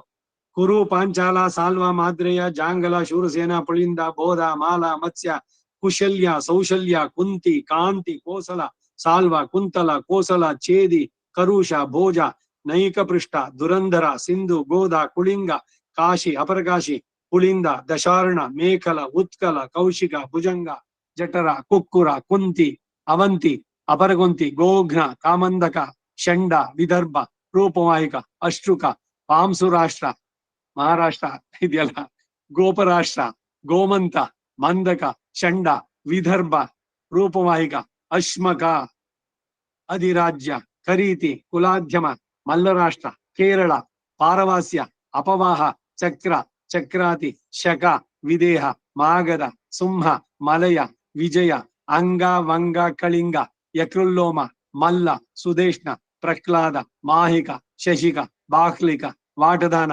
ಅಭೀರ, ಕಾಲದೋಯಿಕ, ಪರಾಂತ, ಅಪರಾಂತ, ಪಂಚಾಲ, ಚರ್ಮಮಂಡಲ, ಅಟವೀಶಿಖರ, ಮೇರುಭೂತ, ಉಪಾವೃತ್ತ, ಅನುಪಾವೃತ್ತ, ಸ್ವರಾಷ್ಟ್ರ, ಕೇಕಯ, ಸೌರಾಷ್ಟ್ರ, ಮಹಾರಾಷ್ಟ್ರ ಇದು ಬಾಂಬೆ ಪಕ್ಕದಲ್ಲಿ ಸೌರಾಷ್ಟ್ರ ದೇಶ ಅದು ಹಿಂದಿಂದು. ಕೇಕಯ, ಕುಂದ, ಮಾಹೇಯ, ಕಕ್ಷ, ಸಾಮುದ್ರ ನಿಷ್ಕುಟ, ಆಂಧ್ರ ಬಂತು, ಅಂತರ್ಗಿರಿ, ಬಹಿರ್ಗಿರಿ, ಅಂಗಕುಲಜ, ಮಾನವರ್ಜಕ, ಮಹ್ಯುತ್ತಮ, ಸಮಂತರ, ಪ್ರಾವೃಷೇಯ, ಭಾರ್ಗವ, ಪುಂಡ್ರ, ಭರ್ಗ, ಕಿರಾತ, ಸುದೃಷ್ಟ, ಯಾಮುನ, ಶಕ, ನಿಷಾದ, ಆನರ್ತ, ನೈಋತ, ದುರ್ಗಾಲ, ಪ್ರತಿಮತ್ಸ್ಯ, ಕುಂತಲ, ಕುಶಲ, ತೀವ್ರಗ್ರಹ, ಈಜಿಕ, ಕನ್ಯಕ, ತಿಲಭಾರ, ಮಸೀರ, ಮಧುಮಂತ, ಸಕುಂದಕ, ಕಾಶ್ಮೀರ, ಸಿಂಧು, ಸೌವೀರ, ಗಾಂಧಾರ, ಅಫ್ಘಾನಿಸ್ತಾನ ಆ ಕಡೆ ಪಕ್ಕದಲ್ಲಿ ಬರೋದು ಗಾಂಧಾರ, ದರ್ಶಕ, ಅಭಿಸಾರ, ಉಲೂತ, ಶೈವಾಲ, ದರ್ವಿ, ವಾನವ, ದರ್ವ, ವಾತಜಾಮ, ರಥೋರಗ, ಬಹುವಾದ್ಯ, ಸುಧಾಮ, ಬಾಹುವಾದ, ಸುಮಲ್ಲಿಕ, ಭದ್ರ, ಕರೀಶಕ, ವಜ್ರ, ಕುಳಿಂದ, ಉಪತ್ಯಕ, ವನಾಯು, ದಶ, ಪಾರ್ಶ್ವರೋಮ, ಕುಶಬಿಂದು, ತಕ್ಷ, ಗೋಪಾಲಕಕ್ಷ, ಚಾಂಗಲ, ಕುರುವರ್ಣಕ, ಬರ್ಬರ, ಸಿದ್ಧ, ವೈದೇಹ, ತಾಮ್ರಲಿಪ್ತ, ಔಢ್ರ, ಮ್ಲೇಚ್ಛ, ಪೌಂಡ್ರ, ಸೈಸಿರಿಧ್ರ, ಪಾರ್ವತೀಯ ದೇಶಗಳು. ದಕ್ಷಿಣಕ್ಕೆ ದ್ರಾವಿಡ, ಪ್ರಾಚ್ಯ, ಮೂಷಿಕ, ವನವಾಸಿಕ, ಕರ್ನಾಟಕ, ಕೇರಳ, ಮಾಹಿಷಿಕ, ವಿಕಲ್ಪ, ಮೂಷಕ, ಜಿಲ್ಲಿಕ, ಕುಂತಲ, ಸೌಹೃದ, ನಲಕಾನನ, ಕೌಕುಟ್ಟುಕ, ಚೋಳ, ಕೊಂಕಣ, ಮಾಳವ, ನರ, ಸಮಂಗ, ಕರಕ, ಕುಕುರ, ಅಂಗಾರಕ, ಮಾರಿಷ, ಧ್ವಜಿನಿ, ಉತ್ಸವ ಸಂಕೇತ, ತ್ರಿಗರ್ತ, ಸಾಳ್ವಸೇನಿ, ವ್ಯೂಕ, ಕೋಕರಕ, ಪ್ರೋಷ್ಟ, ಸಮವೇಗವಶ, ವಿಂಧ್ಯ ಚುಲಿತ, ಪುಳಿಂದ, ವಲ್ಕಲ, ಮಾಲವ, ವಲ್ಲವ, ಅಪರವಲ್ಲವ, ಪುಳಿಂದ, ಕಾಲದ, ಕುಂಡಲ, ಕರಟಿ, ಸ್ತನಬಾಲ, ನೀಪ, ಘಟಸಂಜಯ, ಅಠಿದ, ಪಾಶಿವಾಟ, ತನಯ, ಸುನಯ, ವಿದರ್ಭ, ಕಾಂತಿಕ, ತಂಗಣ, ಅಪರದಂಗಣ, ಉತ್ತರಂಲೇಚ್ಛ, ಅಪರಂಲೇಚ್ಛ, ಕ್ರೂರಂಲೇಚ್ಛ ಜಾತಿಯುಳ್ಳ ಯವನ, ಚೀನಾ, ಕ್ಯಾಂಬೋಡಿಯಾ, ಚೀನಾ, ಇವೆಲ್ಲ ಭಾರತ ವರ್ಷಕ್ಕೆ ಸೇರಿದ್ದು. ವೇದ ಕಾಲದ ಭಾರತ ಅಂತ ನೋಡಿದಾಗ ಆಫ್ಘಾನಿಸ್ತಾನ ಇವೆಲ್ಲ ಪೂರ್ಣವಾಗಿ ಸೇರಿದ್ದು ಸಮಸ್ತವಾಗಿ. 56 ದೇಶಗಳು. ಅಂಗವಂಗ, ಕಳಿಂಗ, ಕಾಂಬೋಜ, ತೆಂಕಣ, ಕೊಂಕಣ ಇವೆಲ್ಲ ಸಂಕಲ್ಪ ಹೇಳ್ಬೇಕಾದ್ರೆ ನಾವು ಇದ್ರಲ್ಲಿ ನೋಡ್ತೀವಿ ಕಲ್ಯಾಣೋತ್ಸವಗಳಲ್ಲಿ. ಇದರಲ್ಲಿ ಕಾಂಬೋಜ, ಸಕೃದ್ಗೃಹ, ಕುಳತ್ಥ, ಹೂಣ, ಪಾರ್ಸಿ, ರಮಣ, ದಶಮಾಲಿಕ, ಕ್ಷತ್ರಿಯೋಪನಿವೇಶ, ಶೂದ್ರಾಬೀರ, ದರದ, ಕಾಶಿರ, ಅಂತಚಾರ, ಪಬಲ್ಹ, ತೋಮರ, ಹಂಸಮಾರ್ಗ, ಕರಭಂಜಕ ಇವೇ ಮುಂತಾದ ದೇಶಗಳು ಉತ್ತರ ಪೂರ್ವಾದಿಗಳಲ್ಲಿ, ನಾರ್ತ್ ಈಸ್ಟ್ ಅಲ್ಲಿರುವಂತಹದ್ದು. ನನಗೆ ಜ್ಞಾಪಕಕ್ಕೆ ಬಂದವರೆಗೆ ಎಲ್ಲಾ ದೇಶಗಳ ಹೆಸರನ್ನು ತಿಳಿಸಿದ್ದೇನೆ. ಇಂತಹ ಈ ಭೂಮಿಯನ್ನ ಪರಿಪಾಲನೆ ಮಾಡ್ತಿದ್ರೆ ಇದು ಕಾಮಧೇನುವಂತೆ ಎಲ್ಲ ಕೋರಿಕೆಗಳನ್ನು ಕೈಗೂಡಿಸುತ್ತೆ. ದೇವತೆಗಳಿಂದ ನರರಿಂದಲೂ ಅಪೇಕ್ಷಿಸಲ್ಪಡ್ತಕ್ಕಂತ ಈ ಭೂಮಿಗಾಗಿ ಶೂರರು ಧರ್ಮಾರ್ಥಗಳನ್ನು ತಿಳಿದವರು ಆದ ರಾಜರು ಕೂಡ ಮಾಂಸಗಳಿಗಾಗಿ ನಾಯಿಗಳು ಹೇಗೋ ಹಾಗೆ ತಮ್ಮ ಪ್ರಾಣಗಳನ್ನು ಲಕ್ಷ್ಯ ಮಾಡದೆ ಹೋರಾಡ್ತಾ ಇದ್ದಾರೆ. ಆದರೂ ಅವರ ಕೋರಿಕೆಗಳಿಗೆ ಕೊನೆಯೇ ಇಲ್ಲ. ಈಗ ಇದೇ ಭೂಮಿಗಾಗಿ ಪಾಂಡವರು ಕೌರವರು ಸಾಮ ದಾನ ಭೇದ ದಂಡಗಳಿಂದ ಯತ್ನಿಸ್ತಾ ಇದ್ದಾರೆ. ಹೇ ರಾಜೇಂದ್ರ, ಈ ಭೂಮಿಯನ್ನು ಕ್ರಮವಾಗಿ ನಡೆಸುತ್ತಾ ಬಂದ್ರೆ ಇದೇ ಎಲ್ಲರಿಗೂ ತಂದೆ ತಾಯಿ ಸಹೋದರರು ಸ್ವರ್ಗ ಮತ್ತು ಆಕಾಶಗಳೆಲ್ಲ ಎಲ್ಲ ಆಗುತ್ತೆ. ರಾಷ್ಟ್ರ ಭಕ್ತಿ ಅನ್ನೋದು ಬೇಕು. ಮಾತೃ ತಾಯಿಗೆ ಏನು ಇದೋ ಜನನಿ ಜನ್ಮ ಭೂಮಿಶ್ಚ ಸ್ವರ್ಗಾದಪಿ ಗರೀಯಸಿ, ಸ್ವರ್ಗಕ್ಕಿಂತ ಮಿಗಿಲಾದದ್ದು. ಹಾಗಾಗಿ ನಮ್ಮ ದೇಶ ನಮ್ಮ ರಾಷ್ಟ್ರ ಅನ್ನೋದ್ರ ಬಗ್ಗೆ ನಮಗೆ ಅಭಿಮಾನ ಇರಬೇಕು. ಅದಕ್ಕಾಗಿ ಹೋರಾಡೋದಕ್ಕೂ ಸಿದ್ಧರಾಗಬೇಕು, ಅದನ್ನು ಉಳಿಸ್ಕೊಳ್ಬೇಕು. ಇವೆಲ್ಲ ಇಲ್ಲಿಗೆ 9ನೇ ಅಧ್ಯಾಯ ಆ ಜಾಗದಲ್ಲೇ ನಿಲ್ಲಿಸ್ಕೋಣ. ವಸುದೇವ ಸುತಂ ದೇವಂ ಕಂಸ ಚಾಣೂರಮರ್ದನಂ ದೇವಕೀ ಪರಮಾನಂದಂ ಕೃಷ್ಣಂ ವಂದೇ ಜಗದ್ಗುರುಂ ಕವಿತಾರ್ಕಿಕ ಸಿಂಹಾಯ ಕಲ್ಯಾಣ ಗುಣಶಾಲಿನೇ ಶ್ರೀಮತೆ ವೆಂಕಟೇಶಾಯ ವೇದಾಂತ ಗುರವೇ ನಮಃ. ವಾದಿದ್ವಿಪ ಶಿರೋಭಂಗ ಪಂಚಾನನ ಪರಕ್ರಮಃ ಶ್ರೀಮಾನ್ ವೆಂಕಟನಾಥಾರ್ಯಃ ಚಿರಂ ವಿಜಯತಾಂಬವಿ. ಶ್ರೀಮತೆ ನಿಗಮಾಂತ ಮಹಾದೇಶಿಕಾಯ ನಮಃ. ಸರ್ವಂ ಶ್ರೀ ವಾಸುದೇವಾರ್ಪಣಮಸ್ತು. ನಮಸ್ಕಾರ ಮಾಮ. ನಮಸ್ಕಾರಂ.